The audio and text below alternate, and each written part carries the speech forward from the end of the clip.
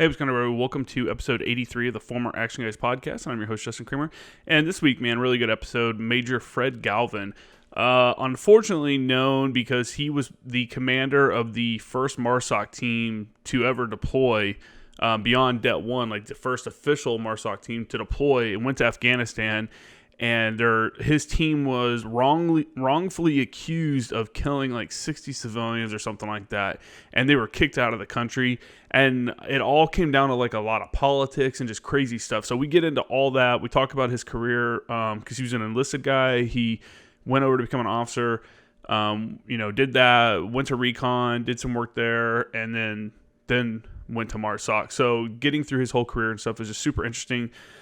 I don't know. I mean, it's just a wild story to hear. I remember hearing about it for over a decade. I guess over a decade now. These guys have been, trying to fight to clear their names. It's just absolutely ridiculous that the Marine Corps has done that to them, that the government has done that to, some of the best, like, military people we had in the armed forces, and that's how they got treated. And it's just absolutely ridiculous. I really appreciate him coming on and talking and kind of telling their side of the story, because for a long time they were under a gag order. So what they actually knew and what they actually wanted to tell people could never get out there because the government imposed a gag order on them. So it's just crazy. So anyways, beyond that, I got another review on Apple Podcasts. Let me pull that up real quick. I just saw it.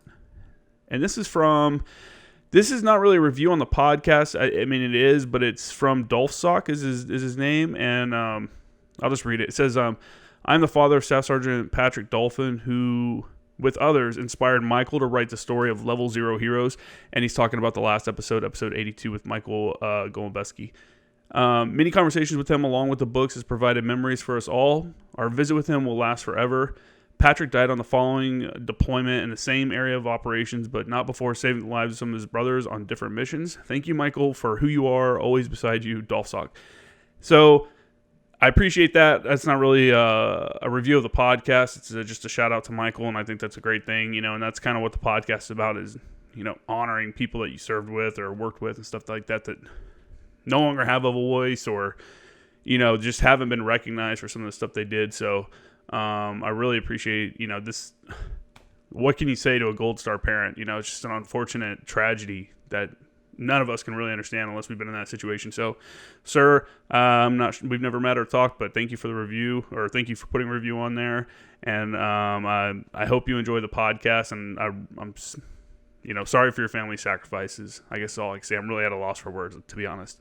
So for everyone else, if you're enjoying the podcast and stuff, please make sure just to tell one person that you're enjoying it. Tell them, spread the word, help me spread the word. Either, just tell them straight up, hey, check out this podcast, make a post on your Instagram, Facebook, whatever, give us a shout out or something like that. Just help us spread the word. And yeah, hopefully we'll keep on growing together. Thanks everyone, and enjoy the episode. Okay. So we're doing it. I'm ready. Okay. So, welcome to the Former Action Guys podcast. I got Major Fred Galvin here today. I honestly don't really know how to describe you. I mean, MARSOC commander, former MARSOC team or company commander, and infantry officer. I guess you want to introduce yourself and and before we get started, obviously a lot of people may recognize your name from like the news stories over the last basically decade. More than, I guess, now.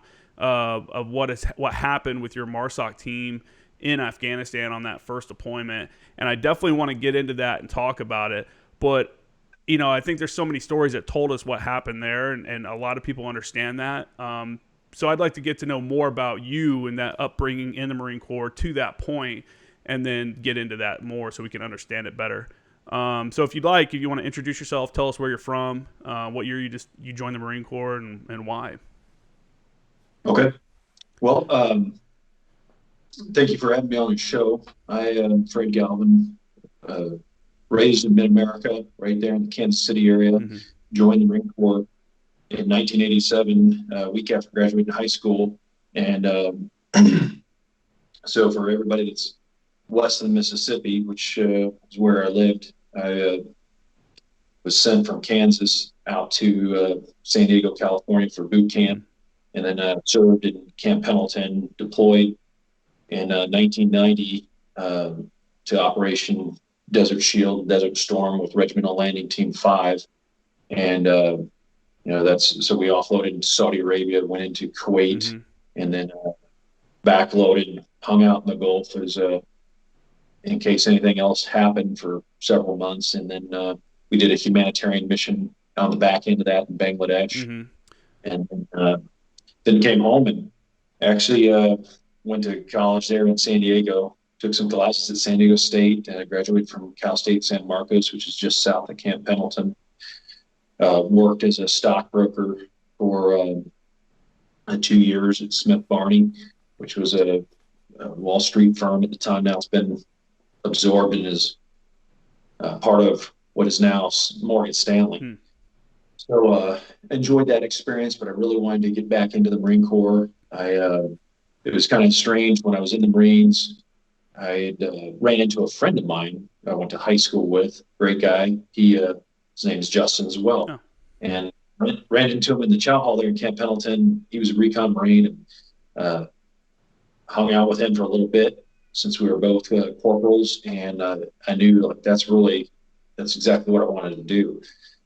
However, we were about a month away from deploying, and some in my command, my company gunny let me go take the Recon indoc. Took that, passed it, and then all of a sudden I was looked at by my company executive officer as like a traitor, trying to get out of deployment. And as you know, in the Marine Corps, there's haters of all types, but there's an extreme hatred in the Marine Corps, unfortunately, for those in recon or any kind of special operations. The Marine Corps tried to experiment like that in World War II, and with the stroke of a pen, while these Marine Raiders were fighting in combat 2 years after they were activated, they were disbanded. And General Vandergrift had said it's not in the best interest of the Marine Corps to have an elite with an elite. Boom. Those Marines were no longer Raiders. They sent them mainly to the 4th Marine Regiment. Most of them went on and fought in Okinawa. But anyway, so I didn't have the chance before deploying to go to the basic reconnaissance course. Afterwards, company executive officers still had the stigma against me, very strong, like he's going to punish me. So that's what led me to just go to school. But the strange thing, when I was a stockbroker, some of my friends that I'd served with would contact me every blue moon and tell me what they were in the Marine Corps. And one in particular, he had gone and gotten a commission. And so I looked into getting a commission as soon as I graduated college. And the gentleman who was the officer recruiter said, here's the deal. It's basically the needs of the Marine Corps. If they need 100 financial management officers like you're doing at Smith Barney, then that's what you're going to do for the Marine Corps. And he was so blunt and straightforward. I was like, well, that's not really what I want to take. It just sounds like gambling to me. And that's not exactly how things work in the Marine Corps. I saw him 2 years later, and he goes, hey, I'm going to put a package in if you're still interested. And I said, I definitely am. I want to talk to you and submit a package of wanting to get back into the Marines and serve as an officer, and applied. And then I did get accepted, did the whole officer year-long worth of schools out in Quantico to become an infantry officer, and then went out to Camp Pendleton and served as a platoon commander in 1st Marine Division, deployed on ships out into the Western Pacific and into the Persian Gulf, and then came back. And then I did my first platoon commander tour in force reconnaissance in Okinawa, Japan. So that was an incredible experience for me because it really allowed in the Pacific area of operation. There was just so many exercises with all these foreign countries. So as I went over there as a lieutenant, and so we did 16 of these exercises with all these different countries all across the Pacific, and it was just incredible. That plus our regular training at home station in Okinawa. And then our platoon went out on 2 back-to-back Marine Expeditionary Unit cycles. Those are the groups of ships that Marines deploy on. And We were the fourth recon platoon on those two back-to-back Muse cycles, and it was just an incredible opportunity to work with the conducting reconnaissance for the infantry companies and conducting direct action raids, and uh, which is like a precision raid for those who aren't in the military, and going after like a high value individual. And then we did a lot of these visit board search and seizures, which are the layman's terms like a ship takedown. Yeah. Something's violating an embargo. So, and we were actually tracking a ship. This is all before the war kicked off. We were tracking a ship coming out of North Korea and taking some missiles to another country, and things didn't line up. And the Spanish Marines actually intercepted it later on, closer towards its intended destination where it was going.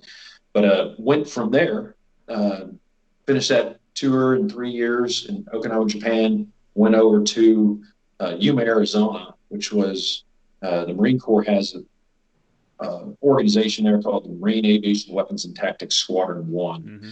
It's the Marine Corps service equivalent of the Navy's Top Gun or the Air Force's Red Flag.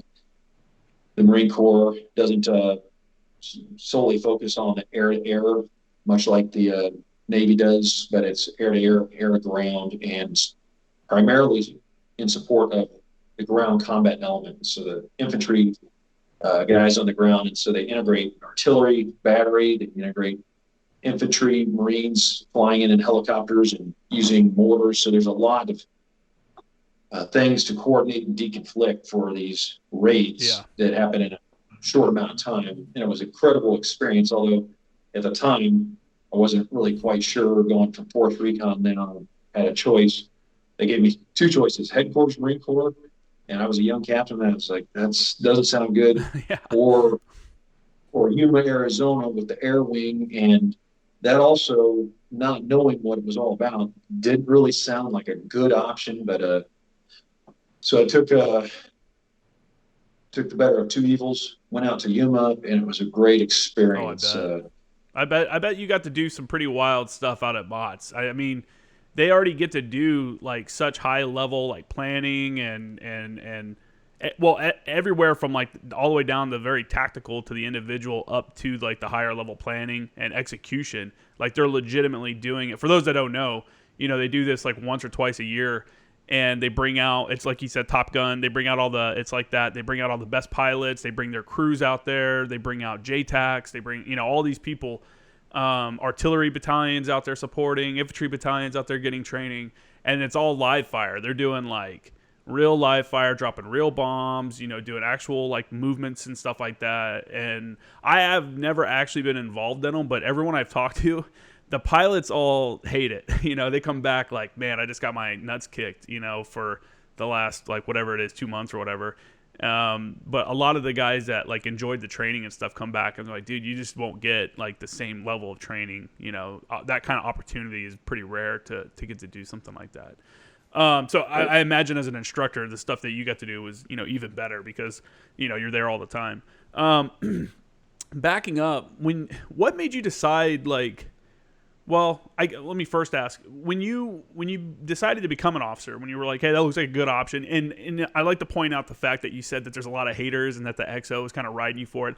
I don't understand that. I don't understand why, like, you now, because you're trying to do something like, a lot of people come into the Marine Corps and that's like their dream. That's like, hey, I want to go be a recon Marine. Like they see that on the commercial. That's like the thing they want to do. And for someone to get upset because you passed a qualification to be able to go take that next step, because I mean, I don't get it, but I understand they're upset that they're going to lose a quality person probably. But to hold a grudge is not, I don't know. It's a horrible thing. And it does happen, like you said. And I've heard of other guys talking about doing other kind of selections and stuff too, and it was one of those like, if you fail it, especially if you come back, then you're definitely ostracized, and it's like, good job, good job. But what I want to ask you is, was switching from enlisted to officer a common thing then? This was in like the early 90s, correct? Yes. So I did. I graduated college in '93. Went, like as I said, stockbroker for 2 years until 1995 and submitted a package and went in. Mm-hmm. And surprisingly, while I was an enlisted Marine, I didn't hear of a lot of guys doing that. But by the time I'd actually finished college, worked as a Wall Street broker, and submitted my package, there was quite a large, I'd say probably about 40% of our officer candidate school class was Wow. prior serving enlisted Marines. And so I was not alone. And I think that's a good, healthy mix to have people that have served in the Marine Corps. They really love it. Mm-hmm. They want to get to the next level. And you're right, Jason or Justin. People don't,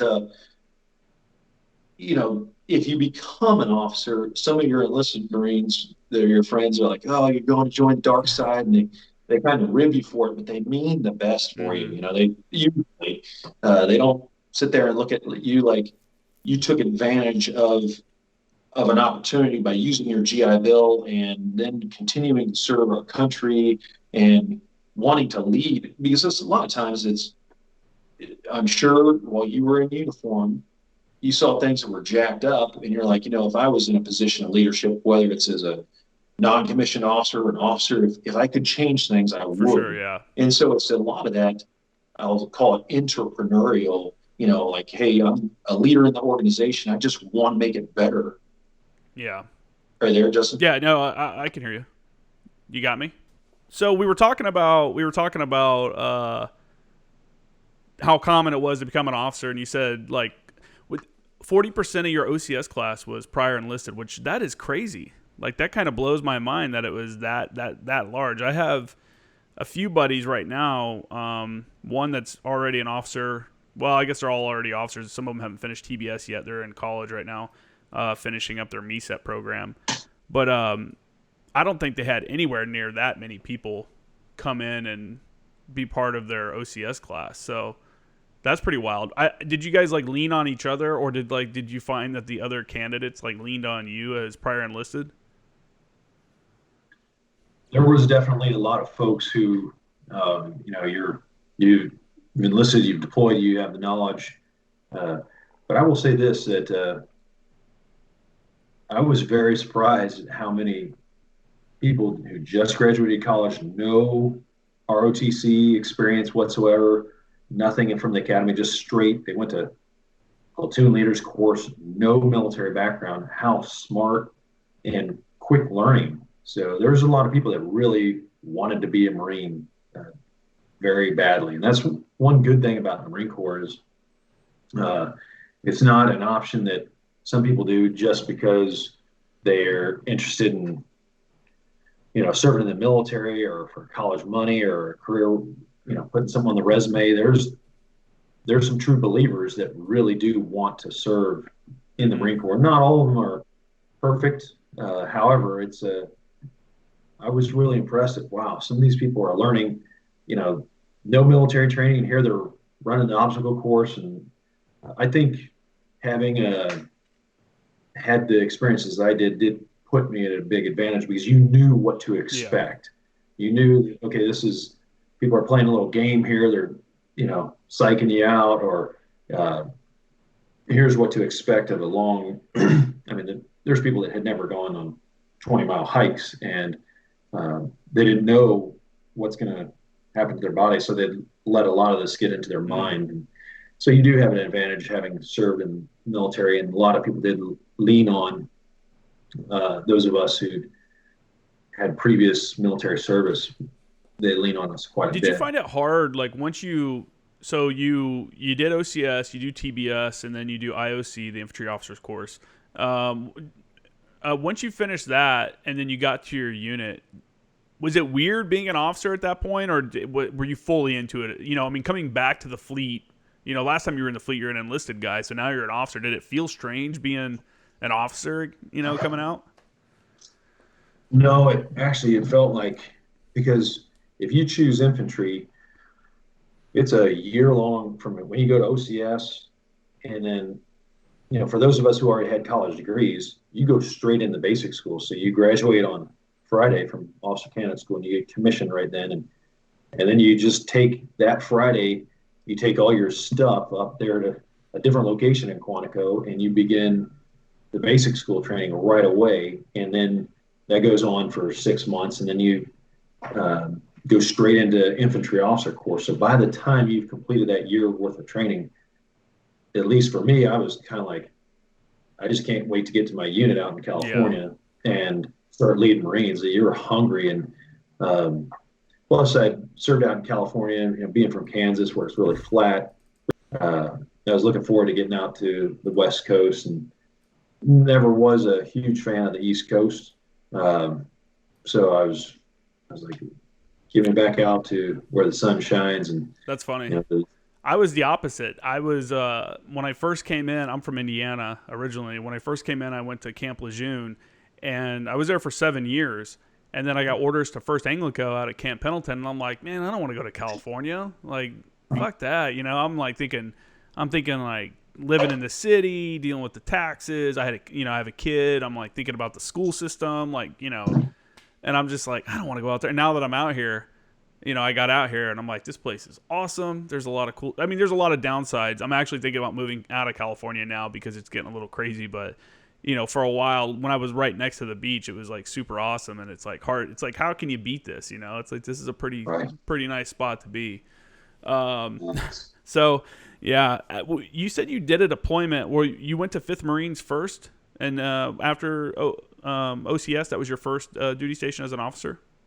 My first duty station as an officer was with 1st Light Armored Reconnaissance. Oh, okay, got it. That's in Camp Pendleton. And so you choose infantry officer, and you can go to one of several kinds of units: East Coast, West Coast, or Hawaii. And at that time, you didn't have a choice; they just chose you. Now, I believe officers can say, "Hey, I'd like to serve in light armor reconnaissances," which is basically like these small miniature armored vehicles. And it's not a tank, and it's not a Humvee, but it does have a pretty awesome set of weapons on there. You have a 25 millimeter Bushmaster cannon, and you have medium machine guns, fire 7.62. You have one that the LAV commander on top uses a pintle mount, and then you have one that's mounted coaxially to the Bushmaster cannon. And you have these thermal sights. So before we had any kind of long range day and night optical system, LAVs were able to drive far, fast. You can swim across streams and small bodies of water that are going less than 5 miles an hour. But it's a very capable vehicle. I mean, you can see, you can shoot, you have long range communication, you have scouts. So 0311 infantry Marines, they're in the back, and they can go out, combine with the rest of the scouts and the rest of the platoon, and go do a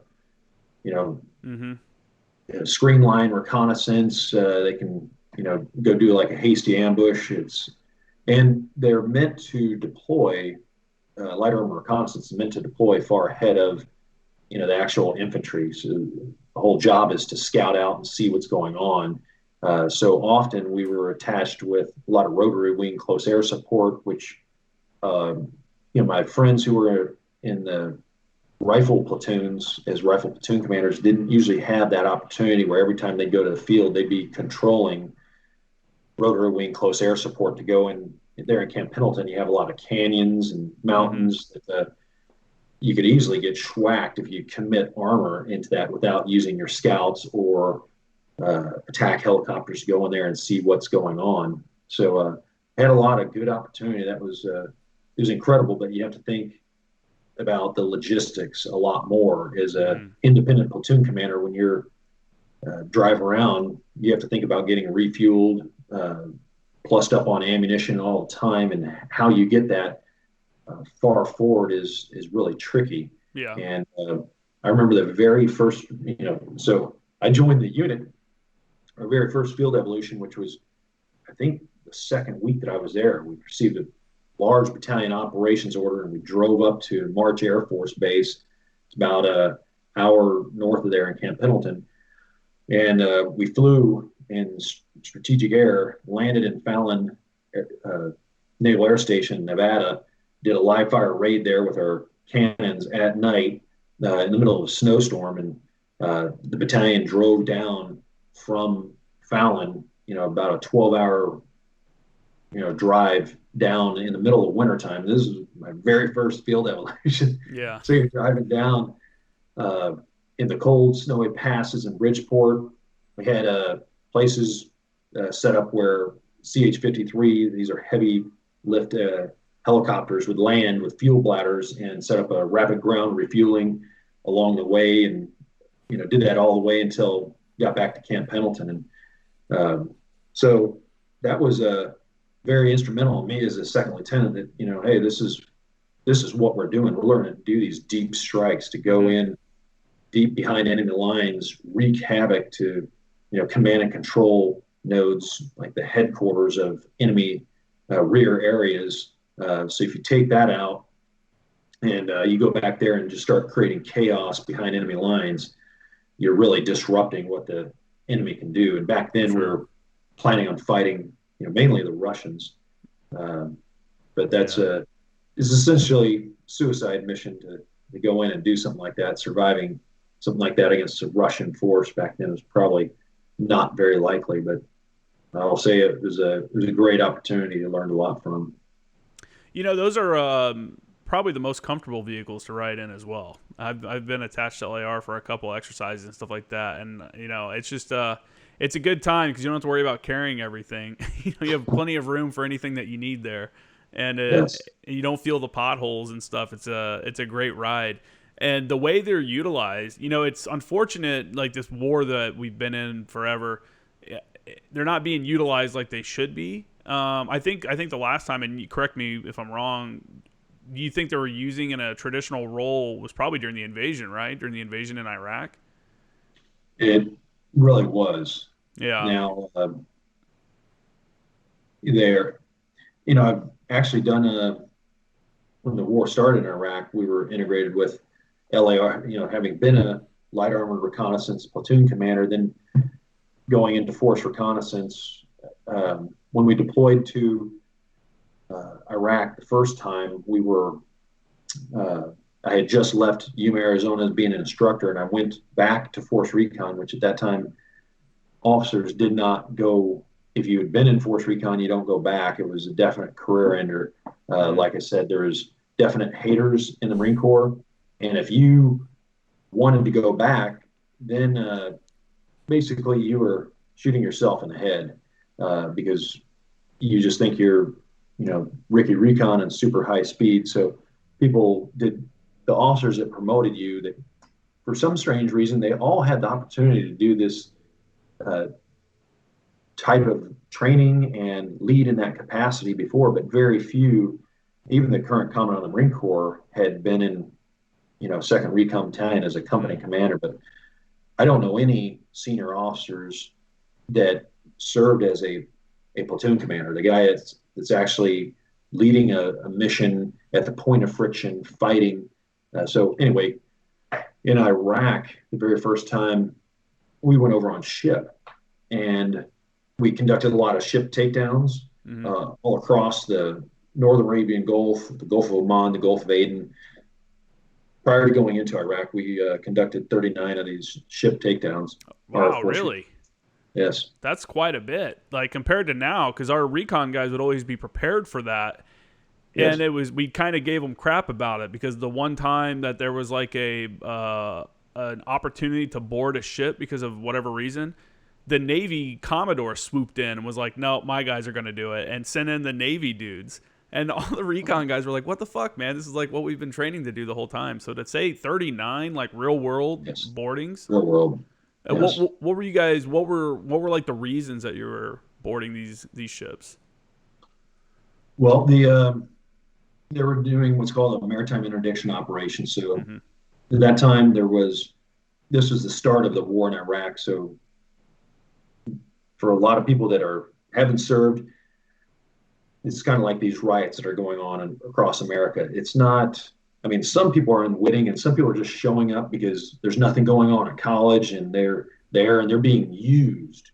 So they're, hey, just raise your hands. The same way that was in Iraq. So there was people going into Iraq to get their jihad on to, because they're opposed to America being on the Saudi Arabian Peninsula. Mm-hmm. And but then there's others. I mean, this was very well coordinated, organized, financed.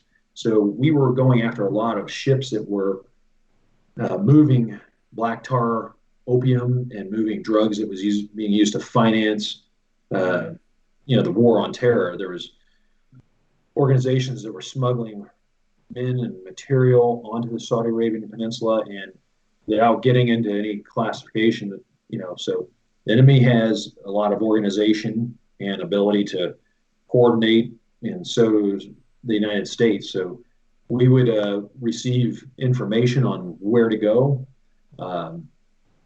and often there would be, the enemy's using some deception. So, we would go to this certain area and we'd have to take down, multiple ships simultaneously, because it's kind of like, okay, which one do you go after? So not all of them are what we call or jackpot, because they realize, they're playing the system. They're trying to, figure out how to best be survivable. So, but it just made it more higher risk. We had to make a quick decision on taking down one ship and hoping that's it, or doing multiple ships simultaneously, or do we do it sequentially? These guys ride, the border of territorial and international waters, so they know, like, okay, if the U.S. or a coalition warship comes after them, they'll just duck into territorial waters. So you have to be able to go in really quickly, and which is does increase the risk. If you're coming in by boat or doing vertical envelopment, fast roping off of a helicopter, it is very dangerous to do these types of missions. So it's, of all the missions in the Marine Corps, just think about if you're on land in Iraq or something, that target that you're going to conduct a raid on is not moving three-dimensionally. And whatever you're coming in on, whether it's a boat or an aircraft, it's also moving three-dimensionally. And we will have usually a sniper in a helicopter, or a sniper. Sometimes we'll have a sniper in a helicopter and a sniper on a shouldering ship. They're moving three-dimensionally. And the only thing different, or one of the other differentiators from on land target, is there is no what we call cover and concealment. There's nothing to get behind to protect you. There's nothing to obscure, to make you disappear. You're just essentially a sitting duck if somebody takes a rocket-propelled grenade or machine gun or even a water cannon and starts to hose down anything that's trying to board their vessel. So it's very, very high risk from beginning to end, because then you get on the ship, whether you're using a grappling hook and a small cable ladder to climb up, and you board the vessel, then you're at actual belt buckle distance with an enemy that's, and there's no way to turn and get off. I mean, but that's what we spent a lot of time during the 6-month workup conducting these training rehearsals. And the whole time that we were deployed on the ship, we're practicing coming in by helicopter, coming in by boat, searching all the key spaces, detaining personnel, treating our own, evacuating them with a hoist to a helicopter, or lowering them down to a small inflatable boat. But it's we still do, the guys over at Recon still do the in-depth, shipboarding training, go plat, stuff like that, the gas and oil platforms and stuff like that. At that time, how was the training? Or was it something where you got trained and you're like, all right, we're all right at this, and then as the real world occurrences, happen, did you guys shape your TTPs off what was actually occurring, compared to what you did in training? Yes, so that's a good question, because we had done my prior deployment or prior tour in Force Recon over in Okinawa. They taught us this technique of using boats or coming in like a surface swimmer and using grappling hook and doing what we call a bottom-up ship takedown, coming in from the surface of the waterline, scaling the ship. However, at that time, the Marine Corps was focused on using helicopters and hovering over them and sliding down ropes and taking the ship down, which is also very dangerous as well. Mm-hmm. And we had not the platoon I was in, but a platoon from First Force Reconnaissance had a crash on a ship during training and flipped over, landed in the water, and killed several Force Recon Marines, some of the air crew, and the Navy corpsmen in the reconnaissance community in December 1999. So this is very, very dangerous. And because of that crash in 99, when I was serving in Okinawa, those Marines were stationed in Camp Pendleton, California. Then years later, fast forward to 2003, we're going over to the Middle East. The commanding officer in charge of the aviation assets, he said, I'm not going to fly what we call assault support helicopters, these medium transportation helicopters to fly over and fast rope down. He refused to do the mission. He said he'll fly rotary wing close air support, basically like a attack helicopter and utility helicopters with snipers and basically aircraft that we could use, which was very helpful because if you get into a pinch, a bad situation, we need somebody to be able to put out obscuration and basically blind them. And that's what rotary wing helicopters can do, as well as these are wooden ships. So we don't necessarily want to fire anything on there that could ignite and become incendiary because it's what we're going after has intelligence value. So we want to neutralize it. And we have these rotary wing attack helicopters loaded with flechette rockets, which is essentially a nail.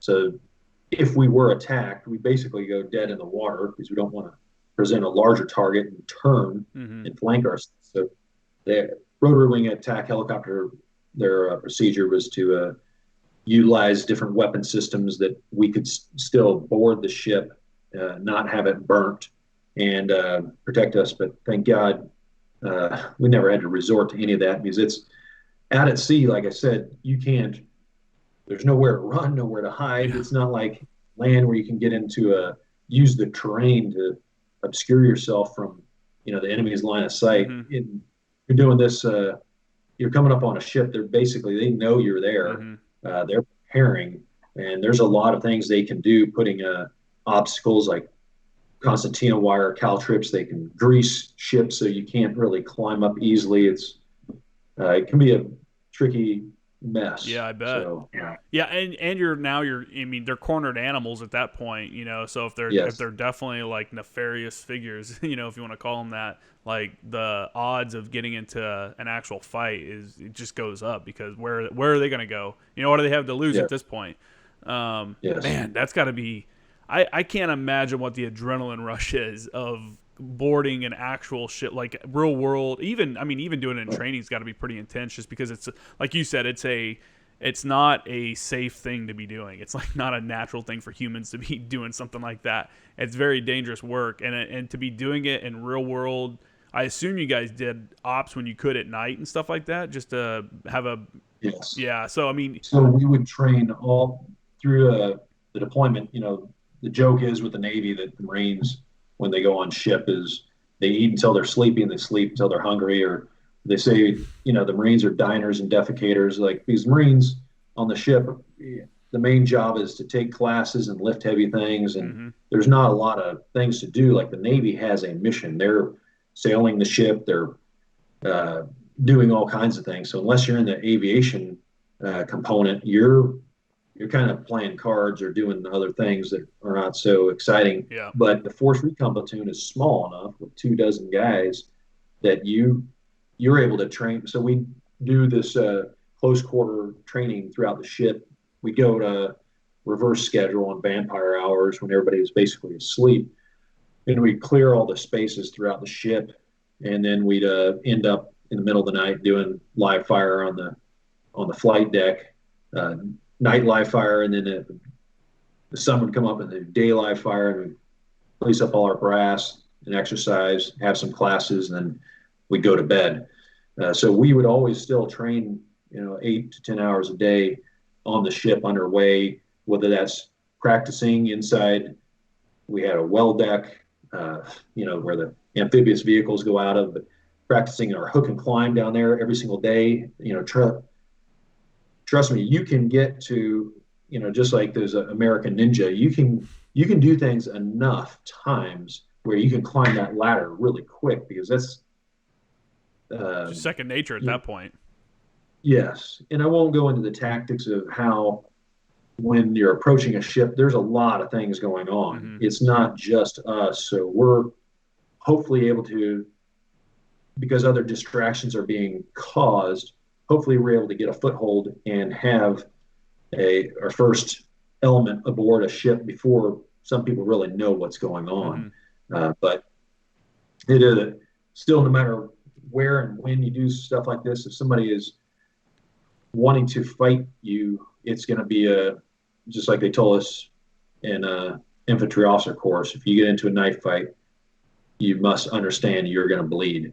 And that's one thing as an infantry officer, I understood and instilled that in the Marines that I served with, that we are going to do something that our lives may be required. And you must have that in your head. And in force reconnaissance, when you go through the close quarter battle training, a 5-week package, that, it starts out the understanding the mindset of basically a hunter, where you're going after someone who is trying to do the same thing. They want to kill you. Mm-hmm. And these are their leaders. These are the ones that are controlling. So they're going to fight very bitterly. So you have to have that in your mindset. You have to have everything squared away in your personal life, your family life. The will's not just a will written, but everything completely finalized, so that when you put that armor on and snap your chin strap, you're ready to fight to the death. There is no hesitation. And it's awesome in a unit like that, where you can look at every single one around you and realize that if it is necessary, everyone there will fight to the death. There is no hesitation. And yeah. Thank God, Justin, I never had to have, there's only 2 guys wounded in any of the deployments I went on, 10 deployments and 5 combat deployments. Nobody's killed.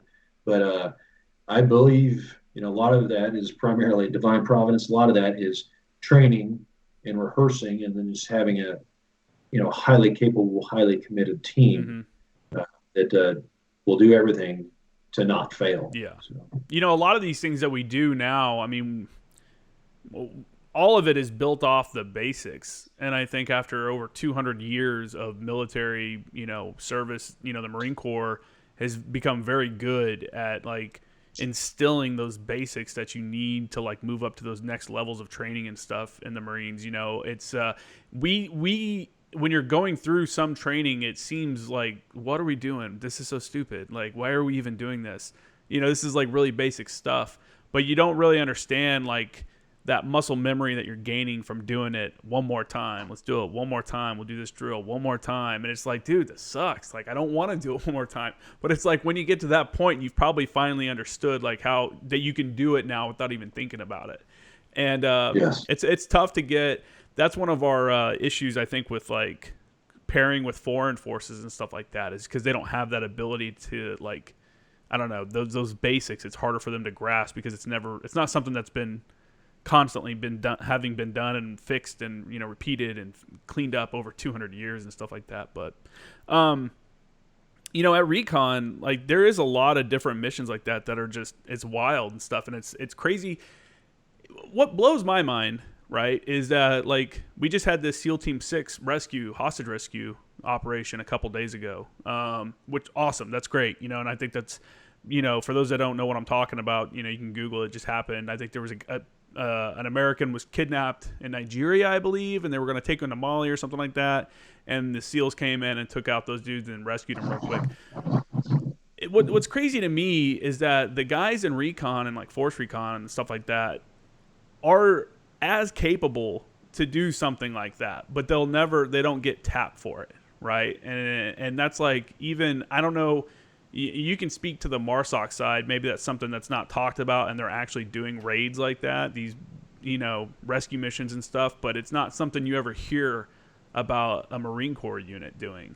Even though like the training and stuff is there, the shoot packages have been done. You know, these guys are. I knew guys that were shooting hundreds of rounds a week. You know, it's not like they weren't precision surgical shooters with, you know, tactics. You know, you're talking about doing 39 VBSS missions in one deployment. That's a lot of experience and stuff, but we never get tapped for missions like that. What do you think about that? Do you think that, and I guess this can kind of segue into the whole why MARSOC came about.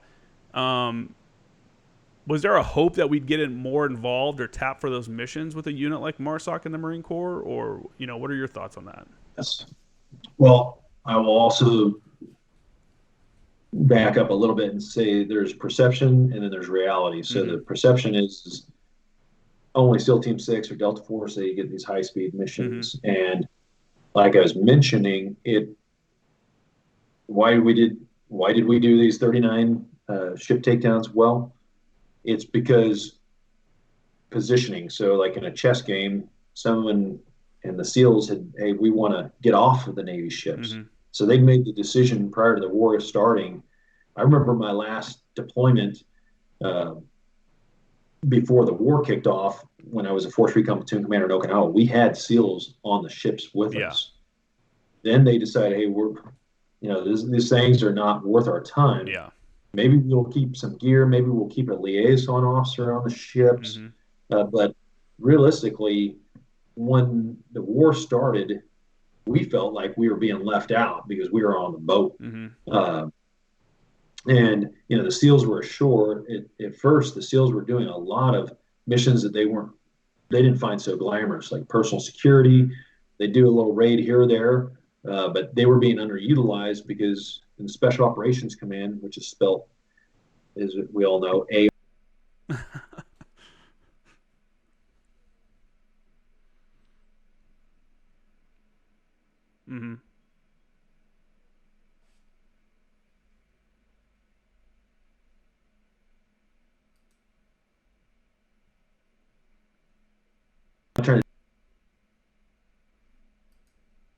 They did a lot of missions, a lot of places.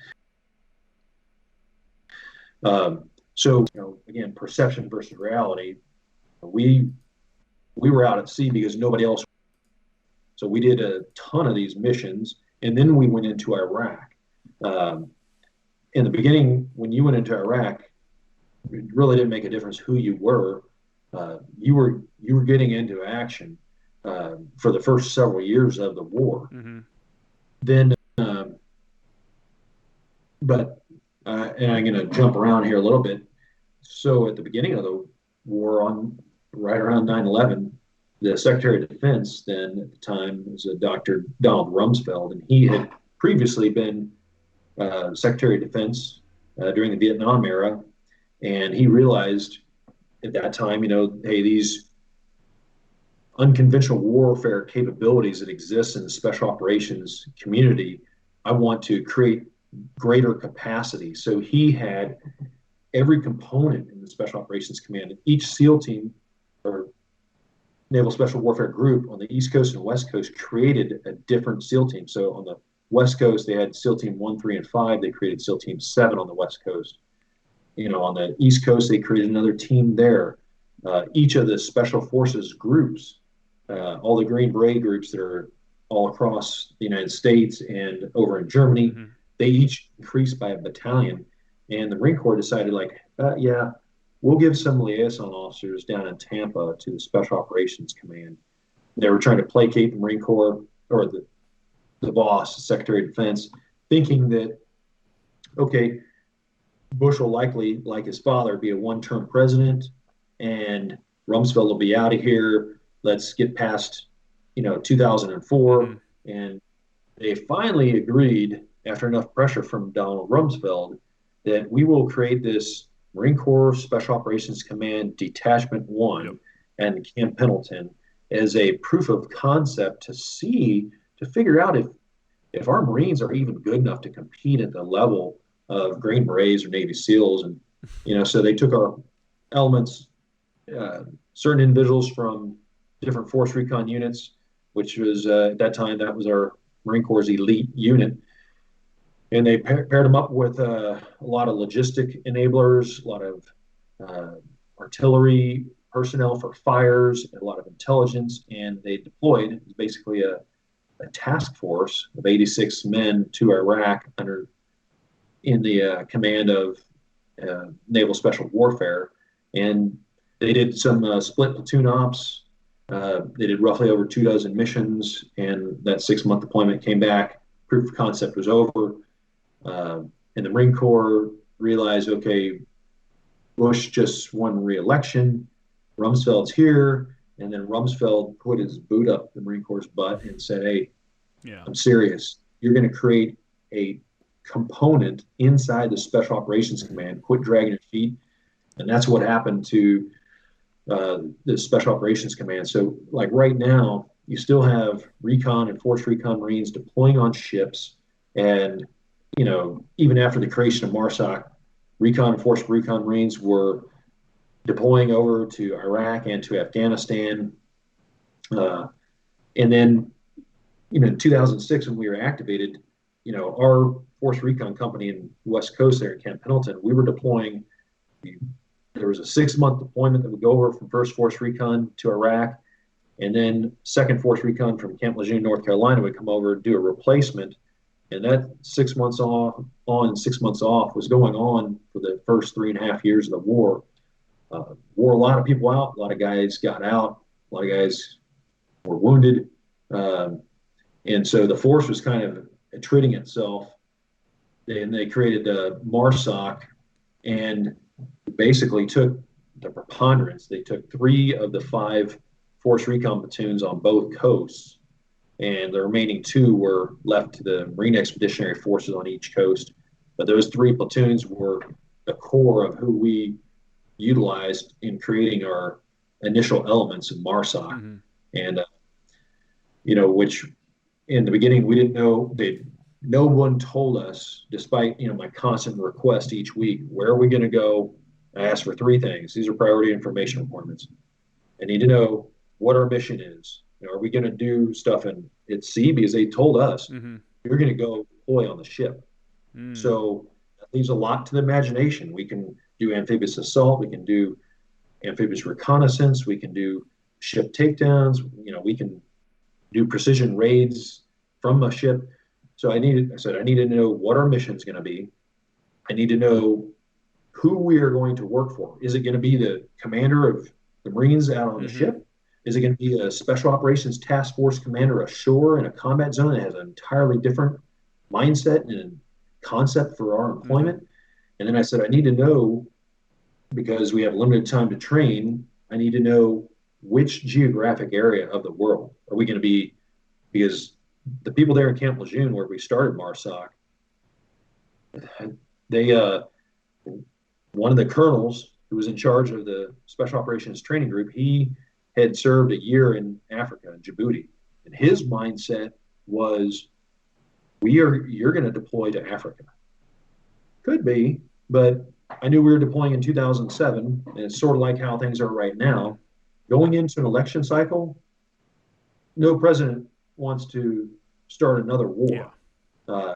That's a bad thing, especially because leading up to, in 2007, they had full-length front-page articles in the New York Times of General Petraeus saying General Petraeus.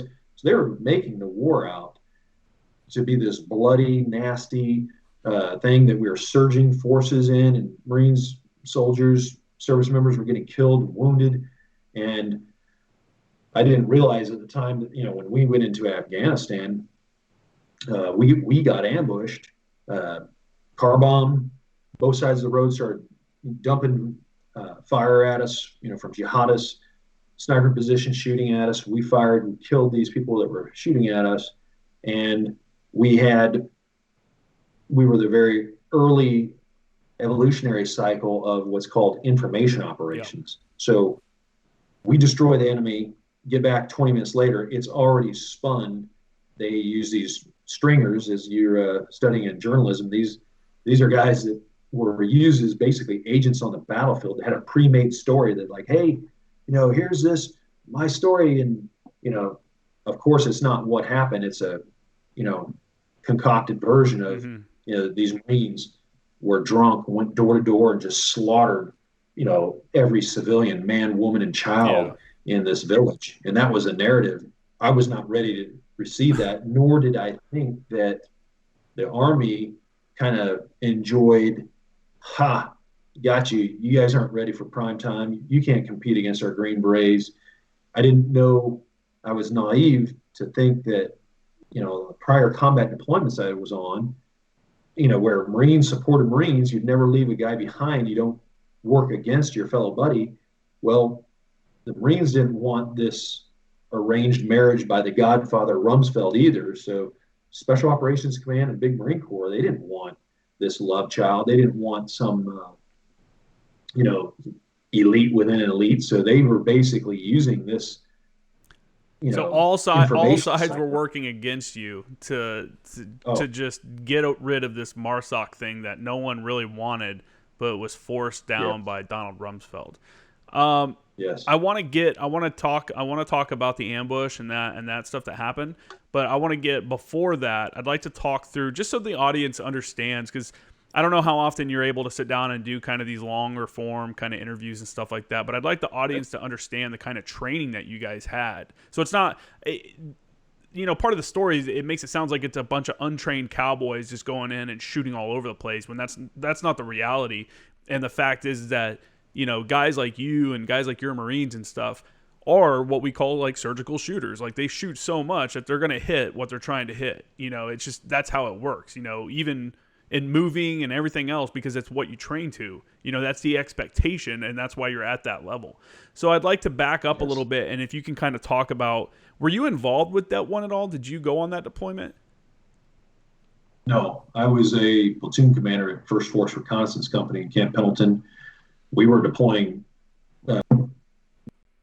constantly. Like I said, our first deployment came back about 6 months later. We were deploying on a flyover deployment to Iraq, and then so Detachment 1 was, a proof of concept. They selected a group of people, like I mentioned, and then they deployed to combat in Iraq under the command of the SEALs, and they did great things. That was, like I mentioned, to placate Rumsfeld, and hopefully, he Bush are gone after the 6 months of this deployment, and they'll never have to stand this MARSOC unit up. But so Det 1, as I mentioned, came from the core of it.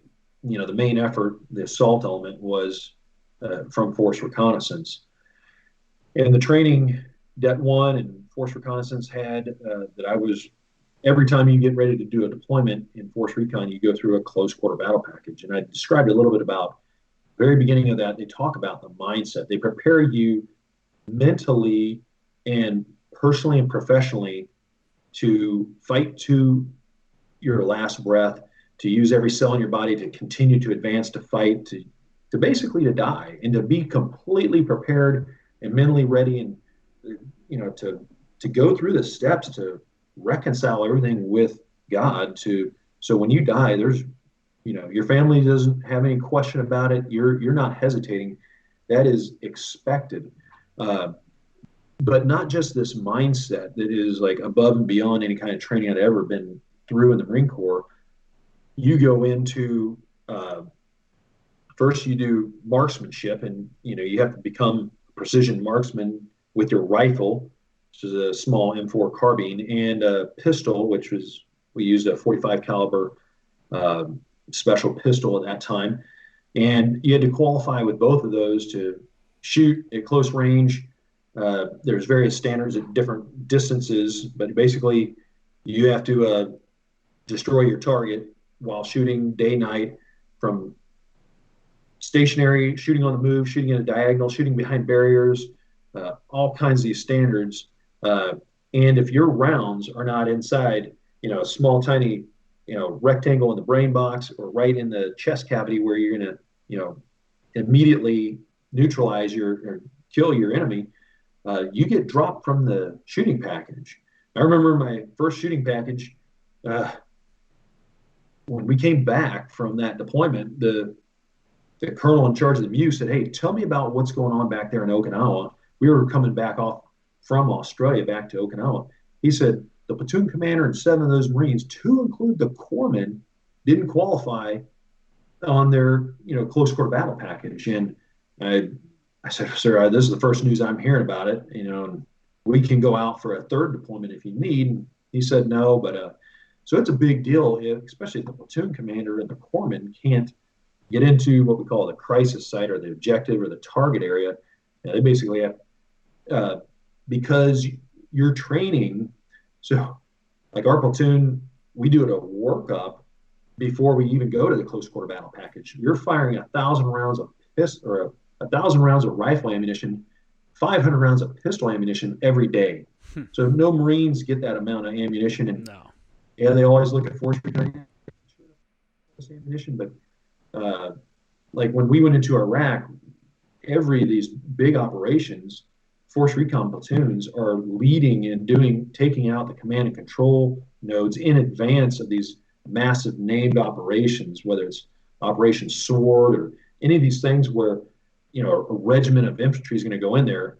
These force recon platoons are going in and doing these surgical strikes, and it's very dangerous. You don't want the entire town to come down on you.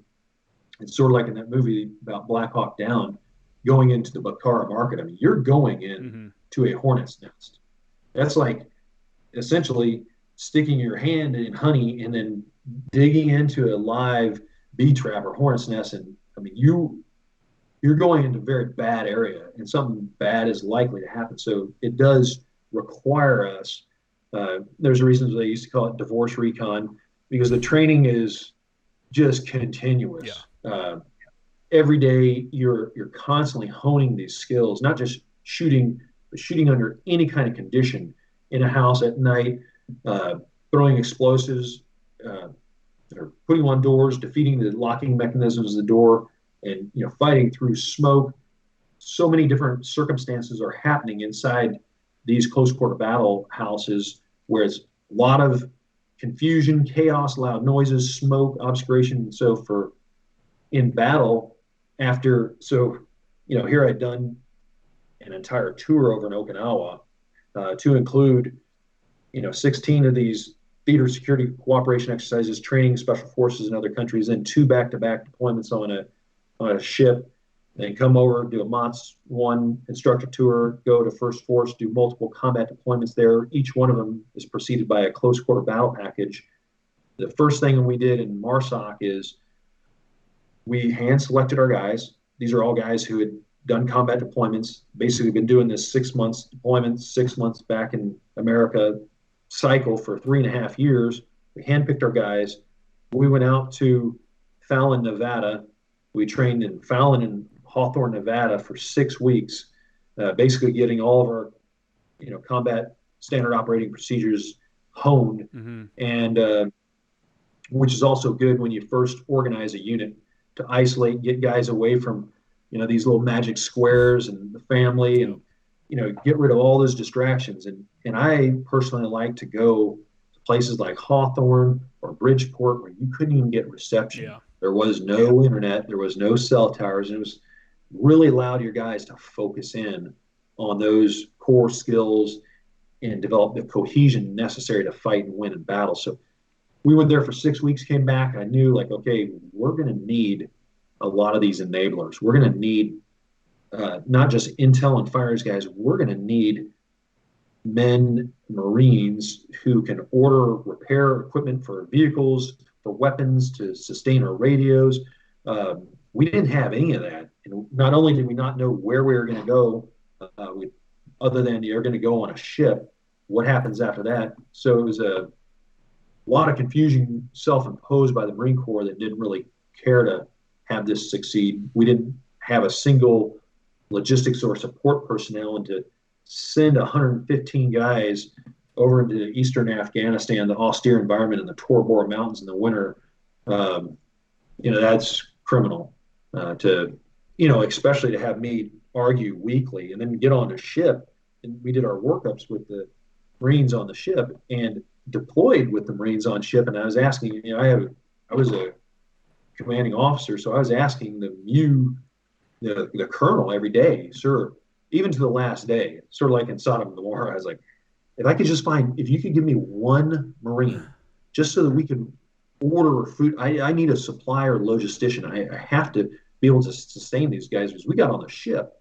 And then they did tell us, you guys are going to go to Afghanistan. That's the first time. Because in 2007, this surge into Iraq, and the Marines had pulled everybody out of Afghanistan. There were no Marines in Afghanistan. Everything Really? was being surged into Iraq. So we thought, we're going to Iraq. That's the bloodiest. That's because it was an economy of force mission.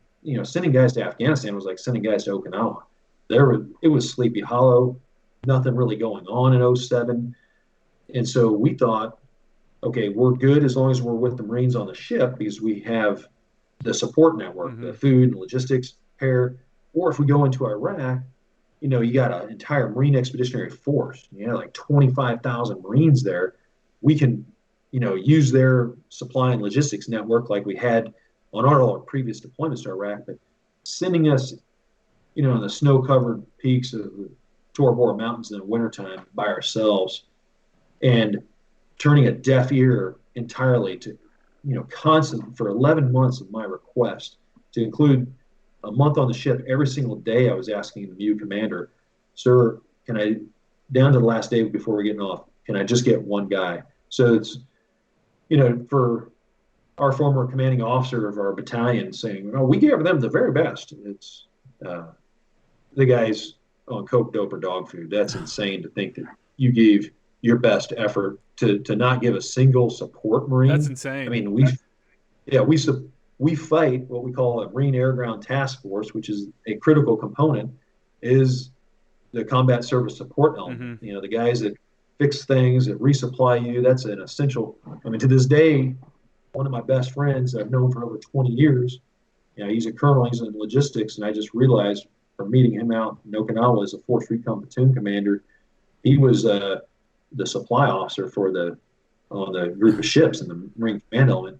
And if we wanted to go to these countries, you had to have somebody contract aviation, oxygen to jump out of planes, to contract vehicles, food, and all this. Everything. You can't do that.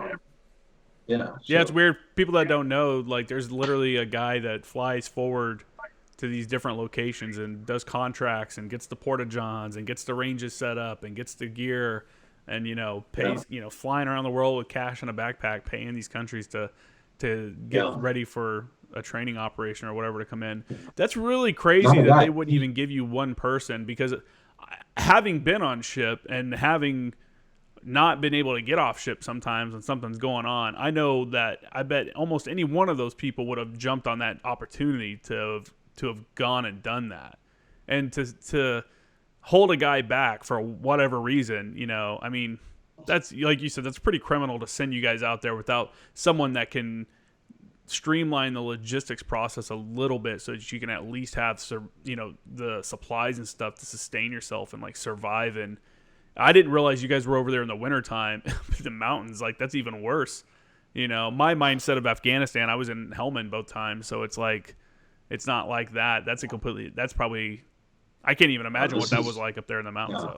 This is right on the Afghan-Pakistan border, some of the most formidable terrain in the Khyber Pass. And if you really want to set people up for failure, like you said, you're on a ship, you have teams that are forward. They're called expediters. They set everything up for when a ship comes into port. It's husbandry. They get the repair parts. It's essential. And it's not like the Marine Corps was trying to figure this out. This is how we deploy. Yeah. This is how we are organized. And when you mentioned, like, I'm sure there was guys. Well, when you're on the ship, when we deployed with the group and we did a workup, so I knew all these people. You're eating in the chow hall with these people. They're your friends. Yeah. And at that time, I had spent 19 years in the Marine Corps, so I had known a few of these guys.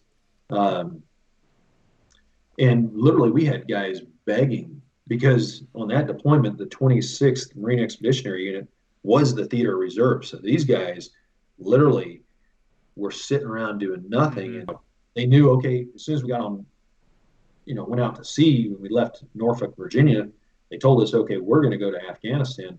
We had people begging, like, hey, we want to get into the fight, because at this point in 2007, there were some people in the Marine Corps, as hard as it is to imagine, that hadn't even deployed to combat and really were desperate.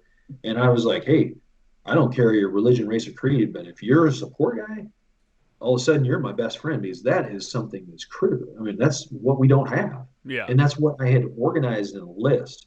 I had a heavy, medium, and light, and a minimal package. I broke it down into 4 separate groups by rank, by occupational specialty. And I'm like, this is what to get off the ship, the minimal, we have to have 6 guys. And eventually, the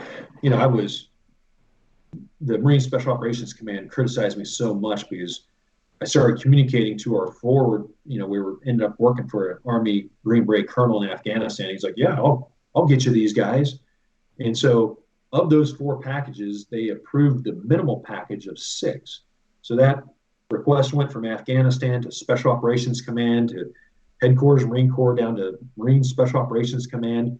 And that's when I got so much blowback. Like, how dare you? I got chewed out up one side and down the other for requesting support personnel. That's crazy. Of which they said this angry lieutenant colonel in the operations section of the MARSOC G3 was like, just chewed me up one side down the other. He's like, will you take your pick?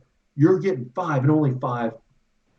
And I was like, hey, sir, there is a Marine Special Operations Support Group of 419 Marines in Camp Lejeune, North Carolina, that's trained and organized. Their mission is to support forward elements. So it's not like I'm doing something that is non-standard. Or what are those people doing back in Camp Lejeune? How dare you have someone out there that can get you food and parts for your gear? How dare you? Exactly. That's crazy. You can read some of the stories. It was after retiring, and we continued to get slandered and our character assassinated in the media. That happened because I had a gag order. So when we went to trial, the friendly Marine Corps didn't want any of this to be known. They put a gag order against myself and the other co-defendant when we went in the courtroom, so we couldn't say anything to the media. And this was worse than any kind of kangaroo court. Anytime there was a character witness with exculpatory information, somebody that hadn't even been into Afghanistan, not talking anything classified. I mean, read all the trials and find somebody giving exculpatory information. None of it happened when we went to trial. This was the longest trial in Marine Corps history, 3.5 weeks in the courtroom. So the media, imagine being a journalist and being escorted, not just out of the courtroom and into the lobby, they were escorted 2 buildings over into the Andy's Steakhouse, above that building in Camp Lejeune. I mean, so they weren't able to hear anything in the little toilet facility, or they got rid of these media guys, and they only brought them in during the damning testimony. So a similar case in the civilian world that was going on at the same time, just down the road there in North Carolina with the Duke lacrosse team, that was accused of raping this gal. Yeah. It came out, and American people were totally objected, and rightfully so, because they found out Michael Nifong, the prosecuting attorney, had concealed state's evidence, and withheld things that were exculpatory. These are frat guys. They hired a stripper to come over, and things led. But this wasn't people that volunteered to fight to the death, that deployed, were in Afghanistan doing their job, and then they accuse us of mass murder. Yeah. Murdering and alleged wounding of 69, innocent Afghan civilians. So this is a crime that every religion and every country on the globe condemn. This is, still on the books for the Uniform Code of Military Justice. The maximum punishment is death. We were looking at likely life imprisonment, and the Marine Corps is playing this deceitful, unethical game of anytime somebody's coming in just to be a character witness, media, get them out of here. That's crazy. And that happened for 3.5 weeks, so you don't get a good feeling in your stomach. My co-defendant ended up getting cancer. His senior enlisted. I mean, these are forced recon Marines, the most physically fit. I mean, we're not talking guys that are out of shape or bad mindsets. I mean, his platoon sergeant ended up getting diabetes. Again, not normal health reasons for diabetes, but this triggers certain things in people's body. When you're thinking that you're innocent, you're going to spend the rest of your life in jail. Yeah. You've got a wife or kids. I mean, this is in the Marine Corps coming after you. So there was other situations going on at that time. They had a Haditha investigation, Hamdaniya investigation, then ours. So in comparison, they used 45 criminal investigators against the two of us. Wow. And 4 prosecuting attorneys. So when you basically, 7 of us were originally alleged of killing, and then it was 2 on trial, and then ultimately me. But so when you have, 7 Marines alleged of mass murder, and you have 45 criminal investigators and 4 prosecuting attorneys, that's 7 to 1. So this is kind of dogpiling that was blessed off by the convening authority, none other than Lieutenant General Jim Mattis, who, as everyone knows, adjudicated this case and moved on and got his 4-star immediately. I mean, he disposed of our case and got his 4-star. So, the Marine Corps rewards people for, cooperating and graduating and just going along. And I'm not saying some people haven't done some great things in their career. I'm not trying to say that. I'm just trying to say at the intersection of a location and time that I was involved in MARSOC in 2007, we didn't kill any civilians. I took a polygraph from the president of the American Polygraph Association, the late Terrence Victor O'Malley, that was sent down to Tampa to the Marine Central Command, MARSCENT. It was registered and received by Lieutenant General Mattis, who had, the relevant questions is, did Marines kill any civilians? Did I see any civilians killed? The answers were no. Yeah. You can't, if you're not going to take a commissioned officer's word, his sworn statement, his polygraph, the words of 30 men on a patrol, and you're going to proceed in a courtroom process like that, which they did. This isn't a fairy tale. This actually happened. Yeah. And people say, this sounds like that movie Rules of Engagement. Yeah, they're literally a jury of our peers, and the jury didn't come after us, but the government's prosecutors and the Naval Criminal Investigators Service sure did. So when you, but this is why go ahead. We fought so hard to correct the record. I'm sorry. No, for sure. That's the whole point.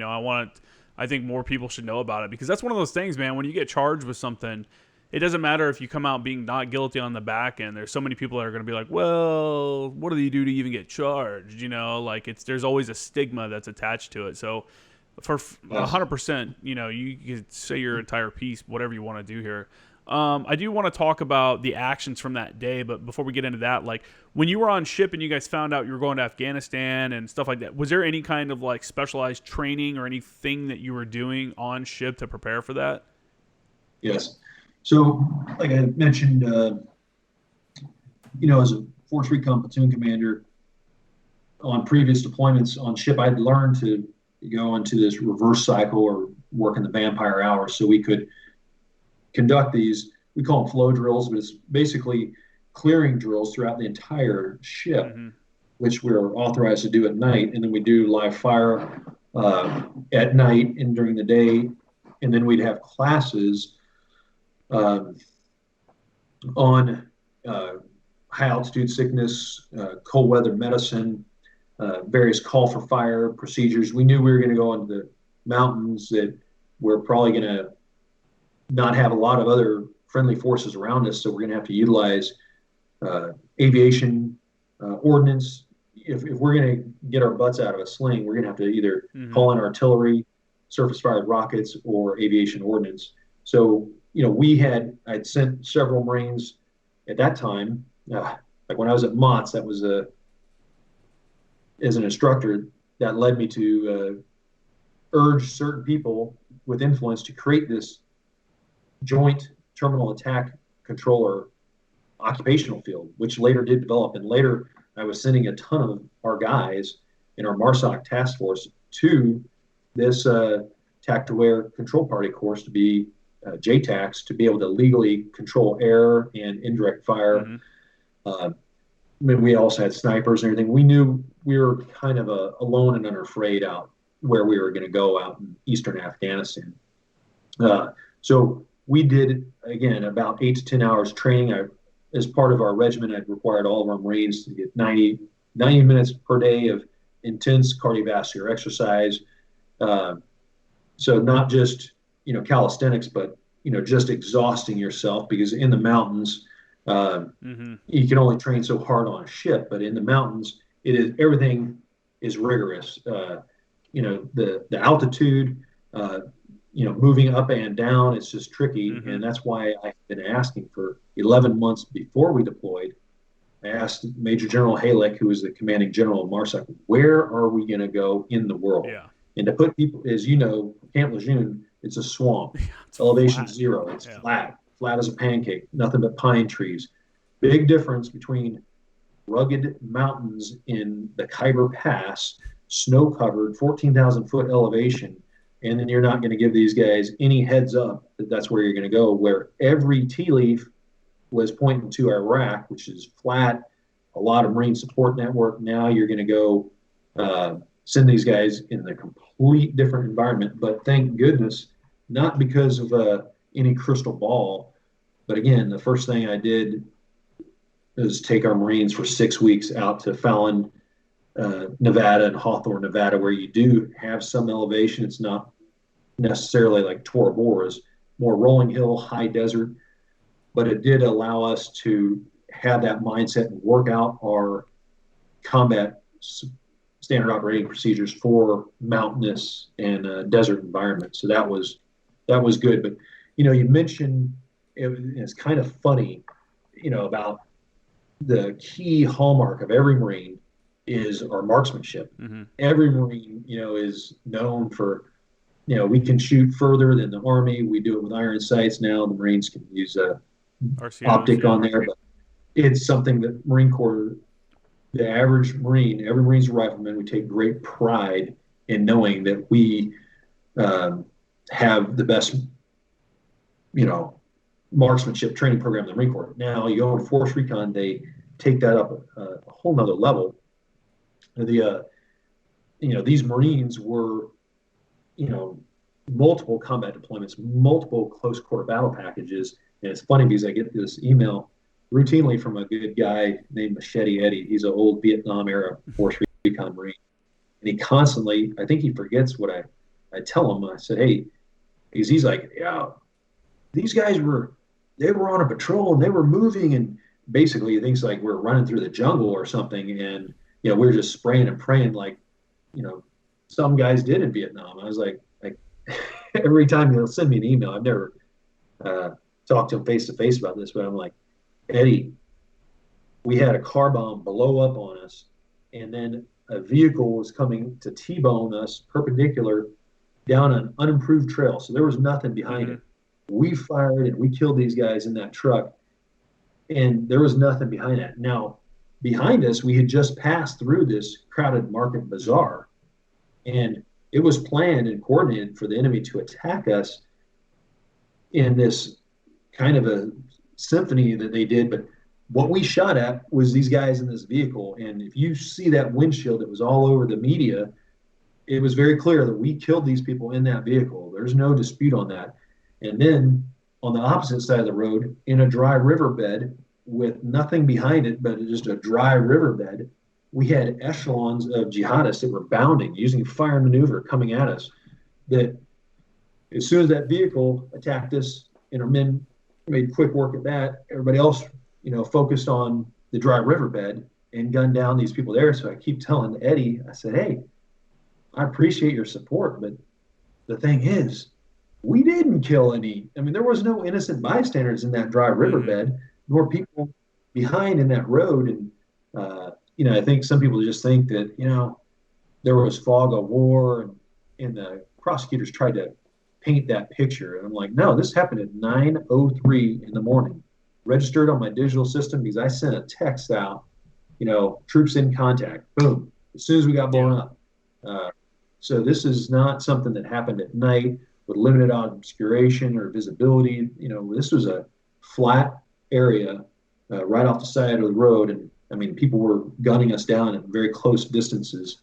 But the spin that happened in the media was, and I won't say who, but a government agency had went out there later that morning and said they talked to the elders, and the elders had this narrative that got out and went all the way back to our command at Marine Special Operations Command in North Carolina, that we were drunk and that we dismounted from our vehicles and that we went door to door and were just murdering and butchering women and children and elderly. That's exactly what they came up with and said, that, hey, and our command, sad thing is these are our own guys that they had 11 months before we deployed to watch all of our training. Our general came to 1 day's worth of training, and our battalion commander came to 2 in 11 months. That's crazy for a new unit like for something like that. Yeah, that's crazy. That means to me. Sorry, I don't want to interrupt you, but to me, that tells me that they're overplaying the political game. They're not actually worrying about the force and like how it's actually coming to be. This new unit is coming up, and they're playing either the political game over there, dealing with that, or they're, for whatever reason, so embedded in the other logistics of starting a unit. I can't in my own mind, I can't think of a reason why. Maybe the general, yeah, okay, whatever. But the battalion commander, I can't imagine why they wouldn't be out there for multiple exercises when it's like, dude, these are your first guys that are going out the door, to represent this brand new unit. Like, you're not interested in that training. Like, that just kind of, I don't know, that's kind of crazy to me. Yeah. The battalion commander came down to Hurlburt Field, Florida.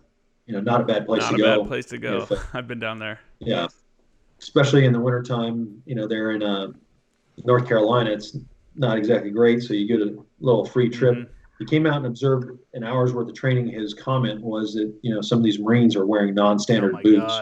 God. That was a headache for him. And the general, he came out with the battalion commander and observed one of our days of training for the deployment certification exercise. So the big final evaluation, which was in Camp Lejeune. So it was right there where they were. They both took the time to leave their offices to see us, to comment that these Marines are wearing flight suits. Again, which was that was kind of a common thing then in Iraq. There was no, yes. This is before, for those that don't know, this is before the fire retardant like uniforms that guys are given now before they deploy. They didn't have that then. So the standard thing in Iraq was if you were going outside the wire, you were in a flight suit, and that was kind of the thing until frogs came into being, I guess. Yes. And that's in Force Recon, we'd always had worn in close quarter battle missions where we're doing a precision raid. We wore like an aviator flight suit, and they even had them specially made called assault suits for the Force Recon. This was something in the military's logistical system, but it's made for that 700-degree Fahrenheit fire retardancy so that you don't get burned alive. If you're breaching and you blow something up, a charge goes in and sets something on fire in a house, whether it's a rug or something, you have to be able to assault through it or withdraw from a facility that's in flames. But if you don't have that kind of background, and our leadership had never been in force reconnaissance, they never accepted that. But you just come out, your very first and only observation as the general for the only task force that was training in your first time is at their certification exercise. You come out for a day. That shows your focus is only up, and that's exactly all those men got promoted, and that's what they were worried about. And you see that all over. I thought Camp Lejeune had much more mentality of all the officers live on their little river road there in their nice white houses, and they try to get golf reservations at the beautiful golf course that's in the officer country with their commanding officers. It is a nice golf course. Yeah. Well, I'm not disputing that. I just think the whole thing is set up where, in Southern California, you guys are... You're away from D.C. You're away from Pentagon. Yeah, you're away from D.C. They're out there riding their hogs, or buying something, some guns, or, we spent a lot of time surfing or parachuting. There's a lot of other things to do besides kissing the butt of your boss. which seemed to be the overall theme for a lot of the officers in Camp Lejeune. When you guys got into Afghanistan, can you kind of break down your composition and how, like, what is a team made up of? How were you guys going out on patrols, and up into the ambush, what kind of contact were you seeing with enemy forces? Okay, so we originally, when we organized the Marine Special Operations companies, they were formed basically to look and organically have the composition of when you deploy on a ship. It used to be called the Maritime Special Purpose Force. Nowadays, they call it the Maritime Raid Force. And that was a similar organization as far as you had an assault element, which was the Force Recon Platoon. And prior to MARSOC, we had 25 men that were in the Force Recon Platoon. Those were assaulters and one corpsman and one officer. And you're the basically ones that, sort of like the movie Black Hawk Down, you have an assault element and you have a security element to provide cordon and isolation. So they isolate, make sure people can't come in to reinforce the attack enemy personnel, and they cordon off the target buildings in case enemy run out. They will apprehend these individuals. But so you had a 50-man security element with the Marine infantry that was organic to us. We had instead of 25 men for the assault element, we had a beefed up 45-man, which was really good, except, it's additional personnel that need support, but we didn't have any support personnel. So I will say we did have a very robust intelligence element, and we had a fires element, but the combat service support, the basic cook bakers and candlestick makers, the people that cook food, order food, repair parts, repair your weapons and optics, zero. That is criminal. That's what I continually. That's crazy. So I flew back when we did this 6-week training package out there in Hawthorne, Nevada, getting all our combat SOPs developed. I gave our guys off, 72 hours, so they had like a 3-day pass to go get their minds right up there in Reno, Nevada, and have a good time. Yeah. I flew back a flight myself to go to North Carolina and develop a battle roster of the personnel by rank, by quantity, and by occupation of what we needed. And I was always trained never give your commander one option. And so I gave him a heavy, medium, light, and even a bare minimum. And I kept pounding that drum for the remaining 10 months of our workup that this is essential. If we get off this boat, we can't operate by ourselves. Yeah. These people have to come from somewhere. But and it is really important. Rommel says, amateurs think tactics, professionals think logistics. And whether you're studying military history, whether it's Sun Tzu, logistics is the critical component. You can't project combat force ashore and engage the enemy without that, unless there is an instance in.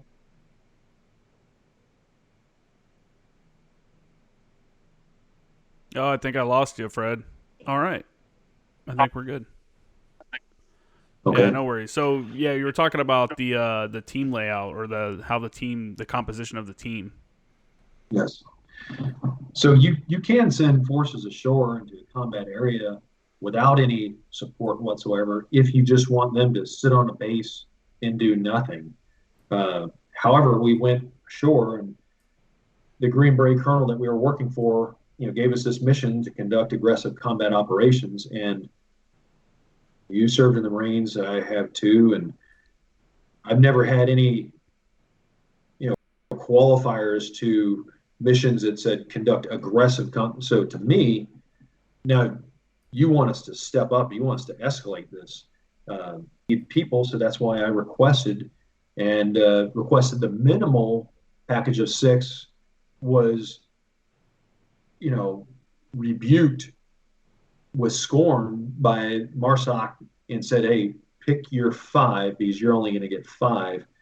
So we desperately were not wanted by the MARSOC, and then the Marine Colonel, or the Army Green Beret Colonel that we were working for in Afghanistan.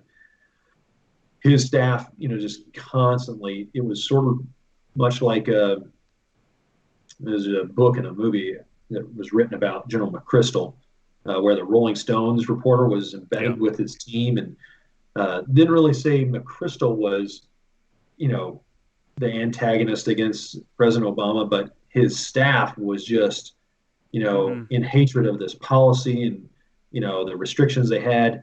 Well, that's basically how Colonel Haas's staff was. Everything they could do to, they put us on this. So our base camp was where this French Special Operations Force had been, and they took a dump. I'm sure it wasn't just a single, a large amount, I'll say, of fecal matter was left in the well. So our one water source. Oh, so I mean, what? Yes. So we were That's crazy. Not really set up for success. I'll just call it like that. And they did say, okay, we want you operating in the Tor Bor Mountains. However, this came from the colonel. His only guidance to me was, we cannot have another Operation Red Wings.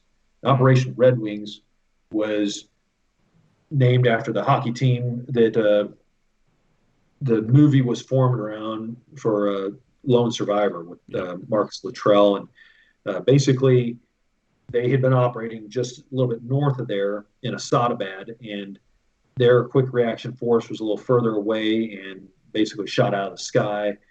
So the Army Colonel Haas, demanded that I have an immediate quick reaction force. So if we employ reconnaissance teams in the Tor Bor Mountains, that we be able to reinforce and either fight with additional firepower or get our guys out of there immediately. So, however, there was no intelligence being applied in the Tor Bor Mountains.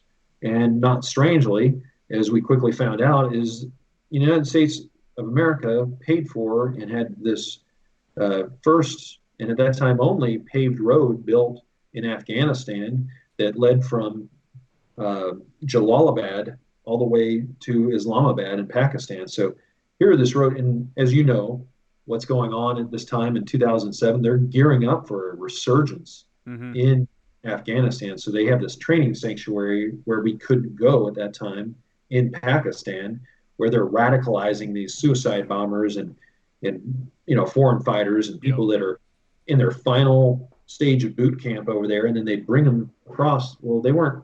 Again, there was no intelligence being applied to the Tor Bor Mountains because it was fairly obvious that they knew there was no rat lines, no people are coming over a 14,000 snow-covered, formidable mountain pass when we just built this road. And the guards at the border, enough money and coercion through beheadings and assassinations can be applied where that is easy. So we were patrolling in this town just on the north side of the Tor Bor Mountains. It was actually the first town that, as you come across this border from Pakistan into Afghanistan, and it's basically a logistics hub for the enemy. It's where all these radicalized foreign fighters who came across the border end up being linked up with their handlers, who are taking them to Kandahar, to Helmand, to Sangin, to Herat, to different places to get their jihad on. This is an organization that I won't say exactly how, but we had known about, and we were going into, in Iraq at that time. We, on previous deployments, if we had intelligence, we could go in and conduct a raid. It didn't mean we have to kill everybody. It means, we went in and surrounded the place and rolled up the people that were inside there. So in Afghanistan, in October 2006, just prior to us getting there, they had changed to the NATO rules of engagement. So, the kindler, gentler, you couldn't just go do a raid.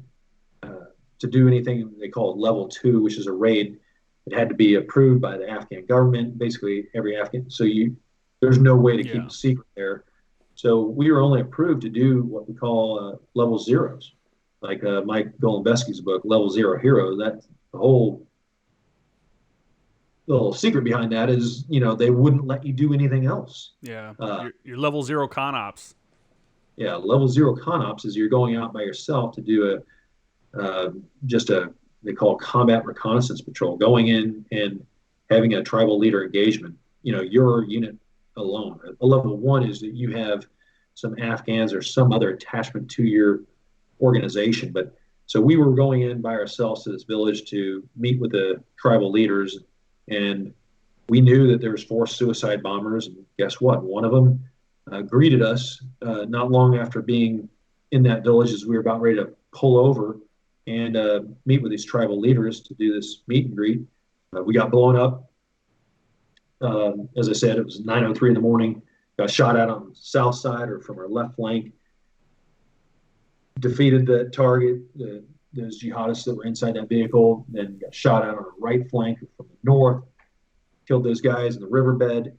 We stayed there for 5 minutes in the kill zone because that was it. We were still getting shot from the high ground from a sniper. So we reported the situation. We thought our second vehicle that had been hit by the suicide bomber, I thought was definitely something that had destroyed and killed everybody in that vehicle.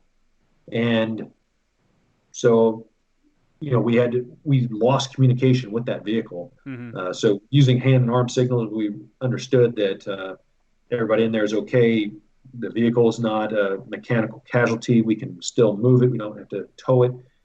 So after 5 minutes, we decided, the prudent thing is not to exit our vehicles because there's 3 other suicide bombers that are there. We've been hit on both flanks. We're still getting shot at by snipers. So if the whole goal is to assess if there's atmospherics in the village are for us or against us, we just had that revealed to us. It's done. That's checked. Then we got so that part done.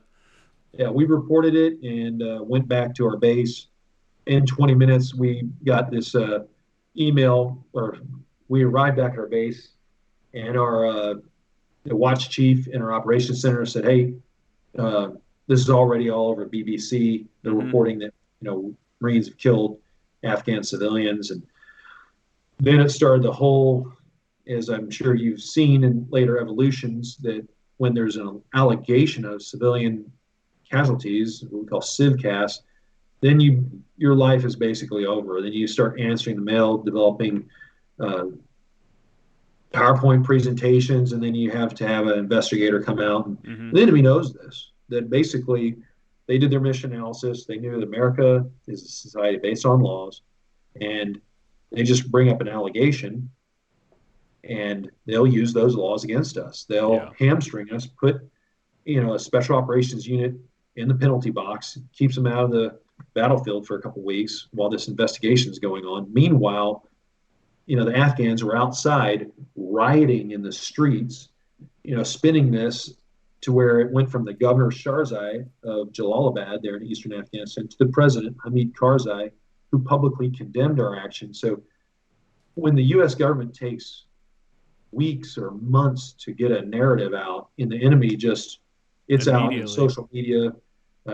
The New York Times and Washington Post were happy to print that, like if it bleeds, it leads. And me being a, plain vanilla guy from Eastern Kansas, I didn't know any better than, okay, what's going on in 2007? Well, there's a presidential election coming up. And now, not just, look at all this terrible surge and people dying in Afghanistan and these IEDs maiming and wounding and taking the legs off of young Americans. That's horrible. But now we've got Marines slaughtering civilians in Afghanistan. This is what, the GOP, I didn't know that we were just a pawn in this whole information operation that is very powerful, and people believe all this stuff, especially, as a service member. You can't go out there and go to the media and say, hey, here's my side of the story. And months later, as we were proceeding to go into the courtroom, they put this gag order. It's quote unquote a protective order. I've got a copy of it here, and it's to use that, not that you have every freedom in the military, but to further have a punitive, order given against you that you will be punished if you or your attorneys, they said our attorneys would be disbarred if anybody says anything to the media. So it's a way to completely control the narrative of what you want said, what you don't want said.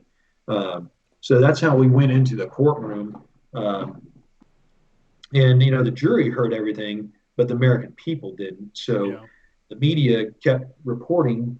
And then our trial ended on the 29th of December 2008, and they didn't release anything at all till 4 months later, either deliberately or just by coincidence. It came out on the Friday of a 96-hour Liberty, a 4-day.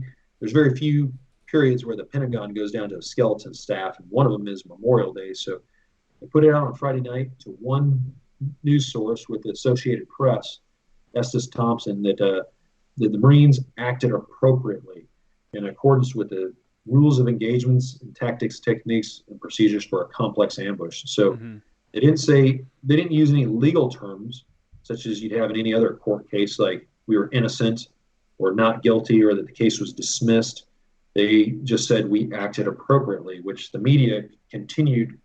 From that media release, they said, these Marines, again, there was rioting that occurred then in Afghanistan, and the media just continued from 2008 until I retired in 2014. Year after year, there's so many articles out there that just said, we murdered these civilians, we got away with it. Not just domestic media, but international. So it was what was very hard to get jobs. Our guys had a lot of psychological struggles because of all this. It was a nasty life to live. I can't imagine, man, that, like we talked about before, the stigma, that comes from that, even if you didn't even do anything wrong. Like, there's still those people out there that are going to be like, well, maybe they just worked the system, or maybe they, and it's like, what blows my mind is how quick they were to accept the Afghan side of the story without even talking to you guys about it. And I remember it coming out. I don't remember where I read it first, but I remember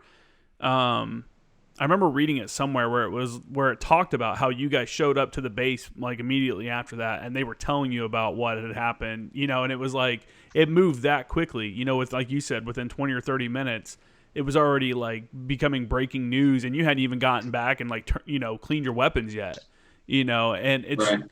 The fact that it snowballed and just got to the point where it was, and no one ever kind of stood up for you guys. That's just, I mean, what blows my mind on top of that is that once you were vindicated from this, once they finally came out and they're like, look, these guys didn't do anything wrong, we fucked up, and they kind of said it like that, but not really.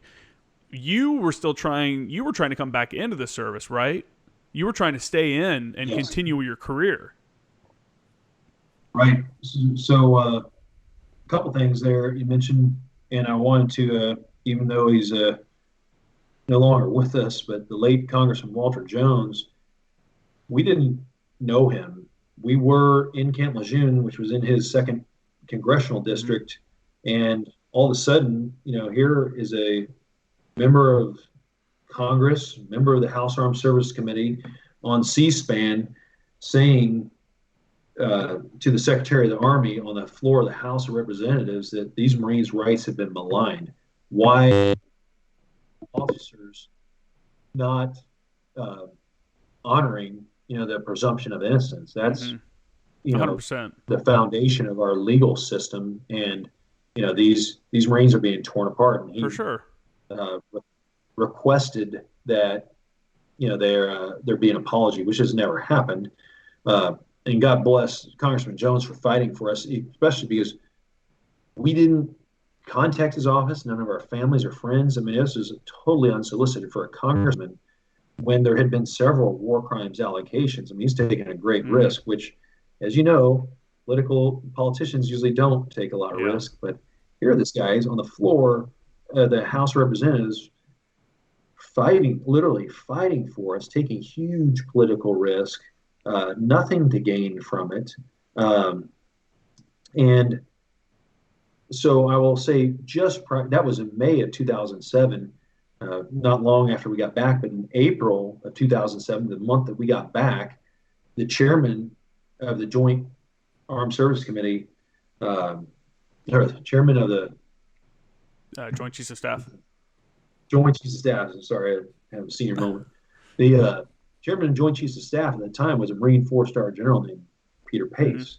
And during a press interview in April, he was asked about this case because at the time this was the largest amount of civilian casualties in Afghanistan. And he said that he spoke to the Commandant of the Marine Corps. At that time, it was General Conway. He goes, the Commandant, and this is to the press, making a press statement during a criminal investigation. He says the Commandant of the Marine Corps is very disappointed in the action of those Marines. So the next month before Congressman Jones had made his statement in May, you had Sergeant Major Estrada, who was retiring from the Marine Corps. The senior enlisted, the guy who's supposed to have the pulse on, the rank and file of, the troops. The day before he retired, he did an interview with Leatherneck magazine and again made disparaging comments about us. So you have Chairman of Joint Chiefs of Staff quoting what he heard the Commandant of the Marine Corps make. You had the Sergeant Major of the Marine Corps, his last statement in uniform on active duty, is destroying us. You had the commanding general of Marine Special Operations Command went up to the House Armed Service Committee testifying to them, where then at that time, he's still a congressman, Adam Smith from the state of Washington, said at a minimum, after receiving a testimony from then General Halleck, the MARSOC commander, he said at a minimum, this was excessive force. So the whole mindset is that, these Marines did something wrong, did something criminal, excessive force, murder. There was nobody saying, hey, hold on, let us. So I will say this, the day after Congressman Walter Jones made that statement on the floor of the House of Representatives, then the Commandant of the Marine Corps, General Conway, said, hey, nobody of any rank should be saying anything, that all Marines, have the right of presumption of innocence, not knowing that, Peter Pace had already mentioned publicly to the press the comments that General Conway said. So, my faith in a lot of going into a trial, my faith that these senior officers have our backs, because that's not what they said. Yeah, it's not what they said to the press. When you're casting a light that there was excessive force, that you were disappointed, it doesn't mean that. And you're saying this before an investigation is wrapped up. Like, how do you really even know? Yeah. Wait until these guys investigate and discover. Maybe they'll find something. But when you're making these kinds of statements, we're seeing the same seeing the same kind of thing now with like some of these police shootings and stuff that are happening. And it's just like you said, the presumption of innocence for whatever reason has gone away. And it was gross. They were comparing, the act to like My Lai and Vietnam and stuff like that. And it's all based off of a story being told by the enemy. And there's no other evidence. Like, there was zero other evidence, right? I mean, did they? I know I know personally, because we had our air officer on his first drop. I think it was his first drop in Afghanistan. Smoked two dudes with a GBU, I think he was a 500 pound bomb. And when we went to do BDA, while there were dudes moving to the site to do the BDA, some Afghans rolled up. And when our dudes got there, and we had ISR coverage of this whole thing the entire time, when our dudes rolled there, they're like, hey, they injured this little girl, and they brought some girl out that had injuries, who was not these two dudes that we dropped on were in the middle of they were in the field. It was like there was nothing around them. Yes. There was like one mud wall, so it wasn't like there was someone there that we didn't see. And we had been tracking them, for a little bit before they dropped on them. And there was an investigation started just because the allegation was there. But it turned out there was zero evidence, and except for we never found out where this injured girl come from. Did you guys have a similar thing where they brought forward like Afghans with injuries and stuff like that and then claimed that it was because of you guys?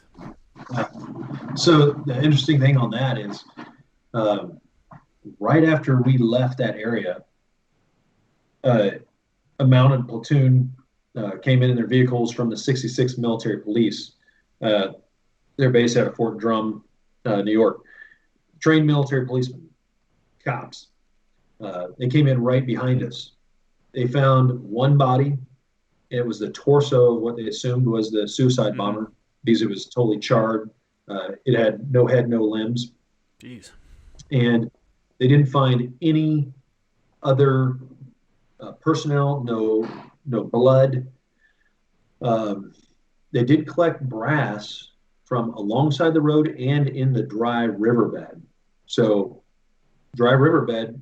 So none of our guys dismounted. Mm-hmm. If they found brass. What kind of vehicles were you in? From the riverbed. We were in a town called Body. No. What kind of vehicles were you in? We were in Humvees. So one of them was used as an ambulance. It had open back, but steel plates. But you could load patient in it, and the rest were totally encased Humvees. So these, there were pictures that made the New York Times that showed some bloodied people, and I've seen that throughout the reporting on our case, and I've seen that in the evolutionary cycle of these civilian casualty allegations that sometimes they will bring an injured woman or a girl or a civilian. Sometimes, because like in our case, they didn't take any pictures, so there was nothing immediately produced showing like our guys doing anything, but they did. There was a non-governmental worker.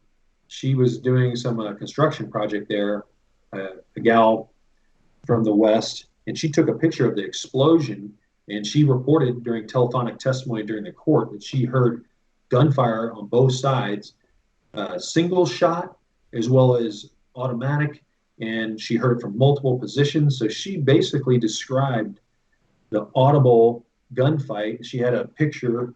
I put it in several of these media articles that have now came out of the explosion. So she was a eye and ear witness of parts of this ambush, but it was known very clearly in the courtroom that we were innocent, but the government's prosecuting attorneys continued to paint this picture. I urge your listeners, your viewers, to go in and read. There are two series that really covered it fairly well. One was in the Marine Corps Times, and one was in the Special Operations Forces Report, or SOFREP. So these cover, the case in depth, and the reason that those were covered is, after I was trying to continue to serve, like you had mentioned earlier, they wouldn't promote me, so I was trying to have some of this adverse material in my official records removed, and the Marine Corps would not remove it, so I was forced to retire as a major in 2014. Before then, I was looking for jobs, unable to get jobs. I started my own business and went to graduate school. But the day I retired, the Marine Corps Times wrote an article, by name me, and said, we killed 19 and wounded 60 or 50, total 69. So I called the managing editor, said, hey, this is incorrect. I'm going to send you a copy of my polygraph, the executive summary. The only thing they changed was, instead of saying we killed 19, it said we killed up to 19.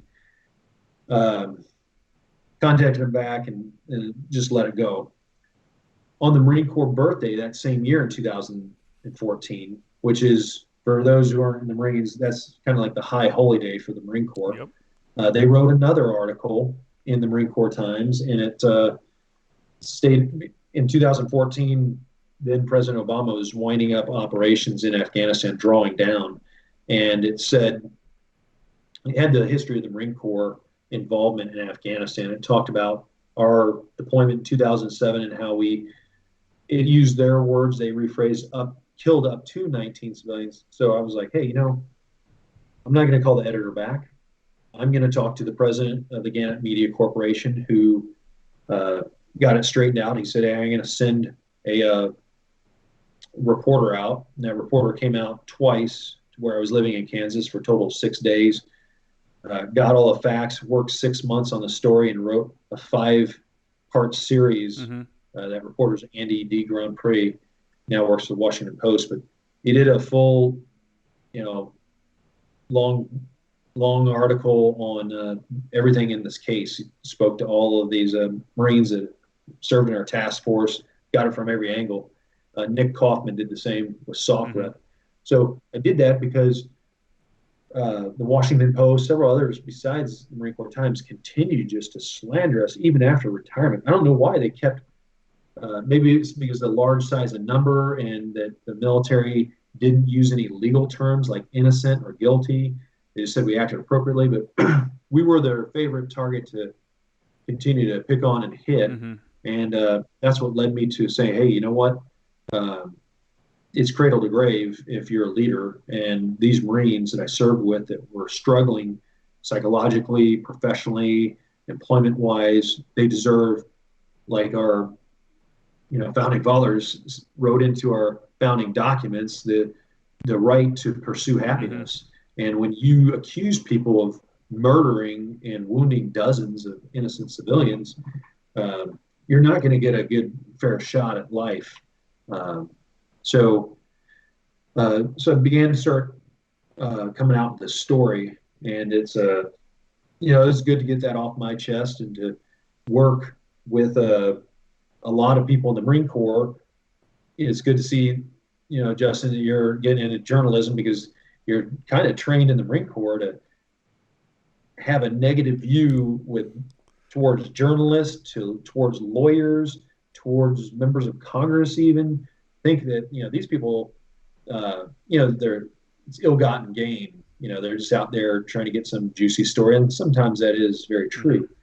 However, I really started a campaign, and one of them, again, was with Congressman Walter Jones. This time I met him, and he he sponsored this House Resolution 21 in the form of the 115th Congressional record, stating that he wanted the Commandant of the Marine Corps, at that time it was General Neller, to make an official statement saying that we were not at fault. He basically wanted the Commandant to publicly clear the air and say these Marines are innocent. And that congressional session is 2 years long. Commandant of the Marine Corps did nothing at all. We asked the Commandant of the Marine Corps to award our Marine Raiders. So these are the very first that were selected, trained for combat, deployed, fought in combat, bled. Now the Marine Corps has this Marine Special Operator insignia, sort of like the SEALs Trident. It's a uniform device, letting everybody know that you're a Special Operator. The Marine Corps denied that one of the Marines that they had approved it for was an enlisted Marine who continues to serve, but every other enlisted Marine denied. Did they give you a basis for that? Well, yes, they said, and they, talking out both sides of their mouth, they said these Marines didn't serve at the time, that this was created. And they said that there has been precedence for some others who have received it before it was created. Like this one guy, he was on terminal leave, but he'd served before he received it. So they talk out both sides of their mouth. If there's any precedence for somebody that received it and they didn't serve within this period, and there's not a Marine Corps order that says a grandfather time. I've researched and I've submitted a ton of these documents to headquarters, Marine Corps, to Congress, to lawyers that are fighting for this as we speak. But there was, part of my rebuttal is this Marine Corps order.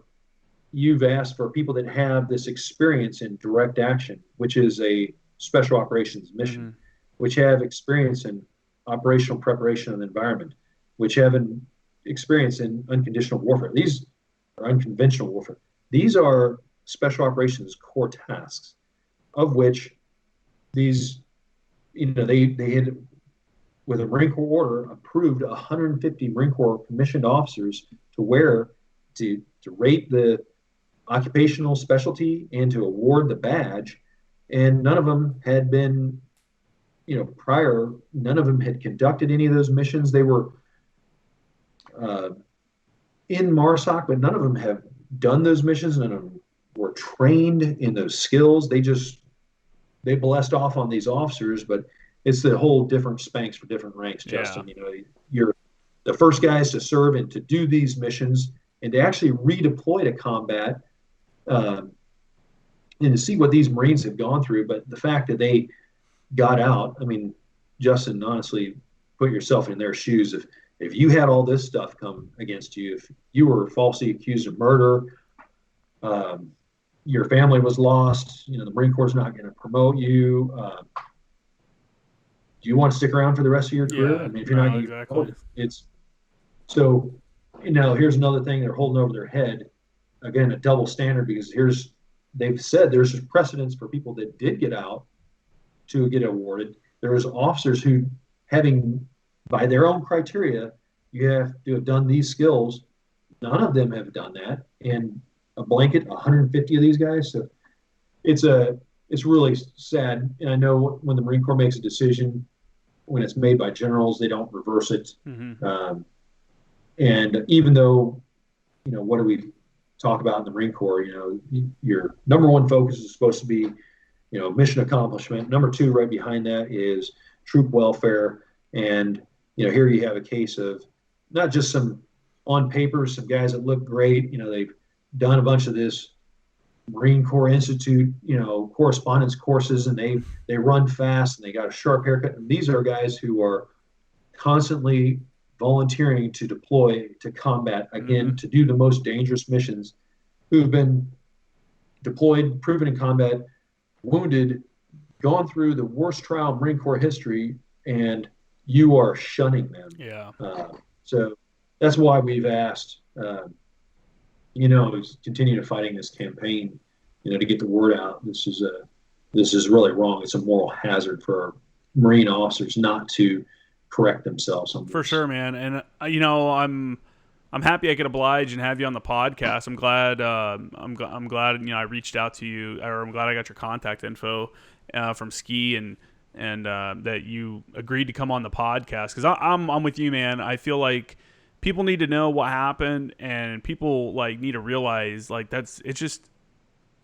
people need to know, because it should never happen again. It's completely ridiculous that it's even still an issue, that you're even still dealing with stuff, and you can't even get, the proper awards for the guys that earned them and stuff like that. And for the people that aren't in that community, maybe they don't understand what that CSO badge means to some of those guys, but that's a big deal, especially being the first team to be officially, part of MARSOC and then deploy, and just to kind of, I don't know. I feel like, to me, it seems like they would want to correct that so that the history of MARSOC doesn't have that blemish on it at the very beginning, but rather than let it sit there and, just fester and become, and it's an ongoing issue now, rather than just taking care of it and do the right thing and take care of these people. And, but what I was saying is, I appreciate you coming on the podcast and talking about it. And I'm more than happy to get the word out, help you guys get the word out. And if there's anything I can do in the future to help, spread the word or help you guys out, feel free to let me know. And I think I'm sure a lot of the people listening to this or watching this have probably heard parts of this story, but I really wanted you to come on, because of the nature of this podcast allows you to go into more detail and discuss more things about, the minutia of stuff that it's not going to get typed up in a paragraph that has to go inside the Marine Corps Times. They're not going to tell you that information. And, yeah, so I really appreciate you coming on, man. Is there any kind of organizations or anything like that you would like to plug before we call this? Yes. It's a similar situation. It's currently in progress, unfortunately. I'm advocating for these three MARSOC members. Two of them are Marines. One's what we call a Special Amphibious Reconnaissance Corpsman. They're going through a trial right now. They're about ready to head into a general court-martial. Looks like they're going to be pushed till the beginning of the calendar year, 2021.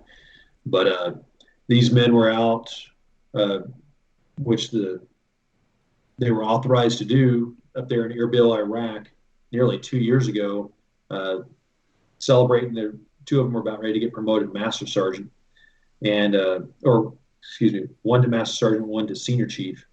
And they were at this bar, retired Green Beret, a big Haas, a 275-pound Green Beret, comes up, spits in the face of the Navy corpsman, who the Green Beret had been a medic in the Green Berets, the retired Green Beret, I should say. These contractor working for Lockheed Martin. Anyway, the staff escorts him out of the establishment, and these 3 MARSOC personnel leave eventually, and they're out there. They met this contractor, Mr. Rodriguez, and 7 of his buddies, and Rodriguez comes in and hits, Gunny Danny Dreyer is trying to de-escalate. You see his hands in the video camera, his hands down by his side. He's, hey, why's he got to be like this? Trying to back off to de-escalate it. And Rodriguez, drunk, punches him twice in the face, coming in for his 3rd punch. And Gunny Josh Negron comes in, punches Rodriguez in the face 1 time, knocks him back, hits his head. He's unconscious.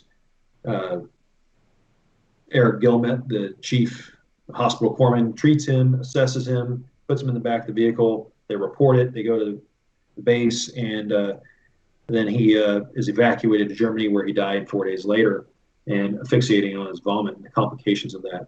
So these guys are being charged, again, murder, highest, not just going to a NJP or there's 3 forms of court-martial for your viewers that have not served. There's a lower forms like a special or a summary court-martial, but they're being sent to a general court-martial.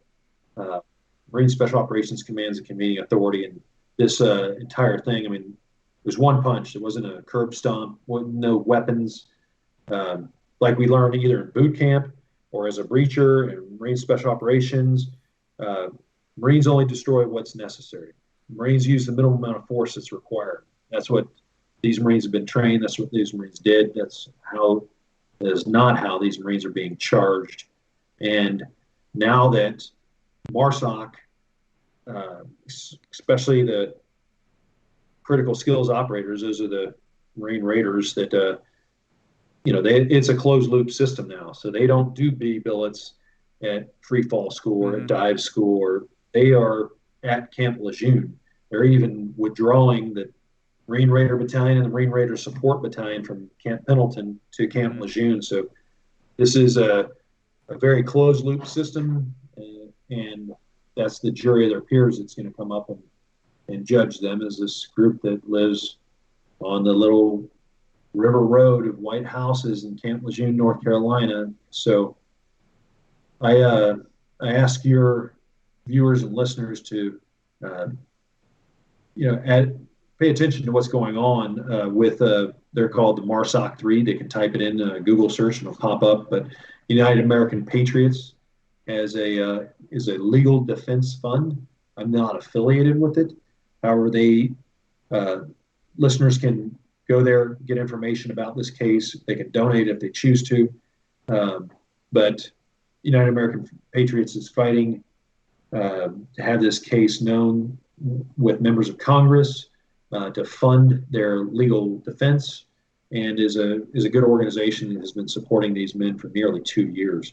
So one thing these guys, are under fire right now, and having gone through that, I urge your viewers to pay attention, understand that, hey, this is not a one-time event. This type of self-righteousness does go on in the Marine Corps. Military judicial system is usually not fair. It's got a 98% conviction rate if you go to a court-martial. So we don't fight in the Marine Corps. We don't fight with those kind of odds. If we knew we're going to lose 98% of the time, we wouldn't be doing that. These guys are really up against the wall. They need your listener support. So that's really encourage them. Research the MARSOC 3, that's MARSOC 3, or go to unitedamericanpatriots.org and get a good idea of what's going on. And I've been supporting these guys from day one when I heard of their case, and hopefully they get a fair trial, or better yet, this is dismissed as it should be. I'll tell you what, if you send over the link for the fundraiser, I'll put it in the show notes so people can click directly from the podcast. So I encourage people to check that out and stuff. I have heard about that case, and probably like before, we're probably getting partial facts out of it. And, as a journalism student, I really wish people out there kind of understood what media framing is, and the salience of bringing up an issue constantly, and how a story can get twisted if you're only telling one portion of it or something like that. And once it's repeated multiple times, then you have an issue like you're talking about, where people continue to say, well, they killed up to this many people, rather than the facts that come out. It's I'm disgusted by the people in the journalism community, by a lot of them, and which I guess is kind of one of the reasons I thought would be interesting to get into it, because it's just bullshit. A lot of the stuff that comes out is inaccurate and unfair for a lot of the people that, because this isn't some random story that, okay, for me, I'm going to read it online and then 2 minutes later, it's like, whatever, I'm going on with my day. These are real people with real lives that are really affected by this. And like, if you were to, you got out of the Marine Corps and you decide, hey, I want to go get a job now out in the real world, any job, any place that's a decent, that is a decent place to work is going to Google you. And what's the first thing that's going to pop up is all these, stories about what happened in Afghanistan. That's just not a way. Smart. That's just not a way. And it's just unfair. It's just a completely unfair way for, I don't know. It's just tough. It sucks. It really sucks for you guys. And it destroys people's lives. Yeah, it's huge. It's huge. And I think it's gross how the media works sometimes. I think anybody that follows the media a little bit, or a little bit in tune with what's going on with the media, a lot of times they're disgusted with it, because it's just, I don't know. Our media nowadays is just so polarized and so fucked up that I don't ever trust a story from one source. I'm a multiple source person. I need to hear multiple versions of this so I can get every side of it. So, yeah, man. Well, that's what they're expecting everybody to do, the job of a journalist, but that's what they get paid for. But they realize, because there's social media and so many other sources out there, they're launching information so quick, so they don't do their complete job.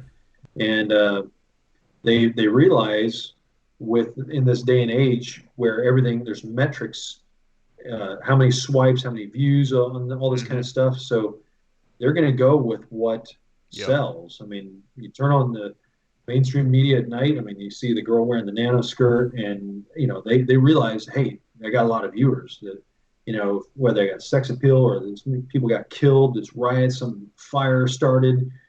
People tune in to that kind of stuff because it scares people, it excites people. That's going to cause them to get more intensely excited about it, which to journalists, a lot of times their bosses are thinking advertising dollars.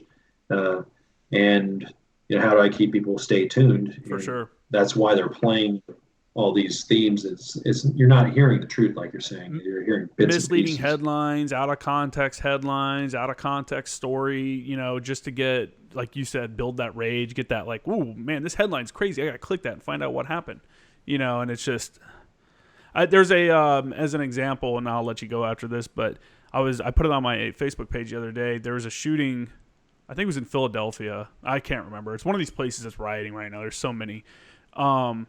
And they were like, hey, riots after officers shoot black man, blah, blah, blah, blah, on the headline. And then I'm like, all right, let's read the story and see what happened.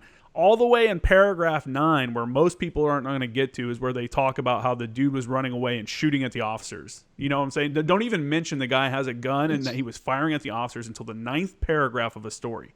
Most people don't even make it past a headline rather than to the 9th paragraph of a story. And it's like, how is that information not like at the very beginning or in the headline? Armed man shot by police, and that's for what was the action that led to the exactly reaction? And that's the stuff I'm talking about. And I put it on my Facebook page all the time. I'm like, dude, people Google media framing, Google these things that the media is doing to make you perceive something as one way when it's really not even that way.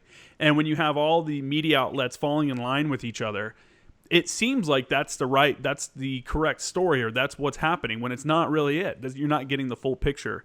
And I now rely a lot on independent journalists and raw video. I go to Twitter for raw video and stuff like that of events, because that's where most breaking news occurs, and it's all journalists are there, and they're all posting raw stuff on there as the stories are occurring. And that's how I've, kind of dug through some of the bullshit that's happened over the last few months. But Anyway, it's so frustrating for me as a journalism student, and I just hope people realize that. Again, Fred, thanks for coming on the podcast. I'm happy to have you on and talk about this. If there's any kind of developments or anything like that, you want to come back on and follow up, just reach out to me and we can do that. And again, shoot me over the link for the fundraiser for the MARSOC 3, and we will put that in the show notes so everybody can check that out. And then for everyone listening, make sure to hit my website up. It's jkramergraphics.com, and my Instagram is @jkramergraphics and @formeraction guys. And yeah, if there's nothing else, then I guess this is it.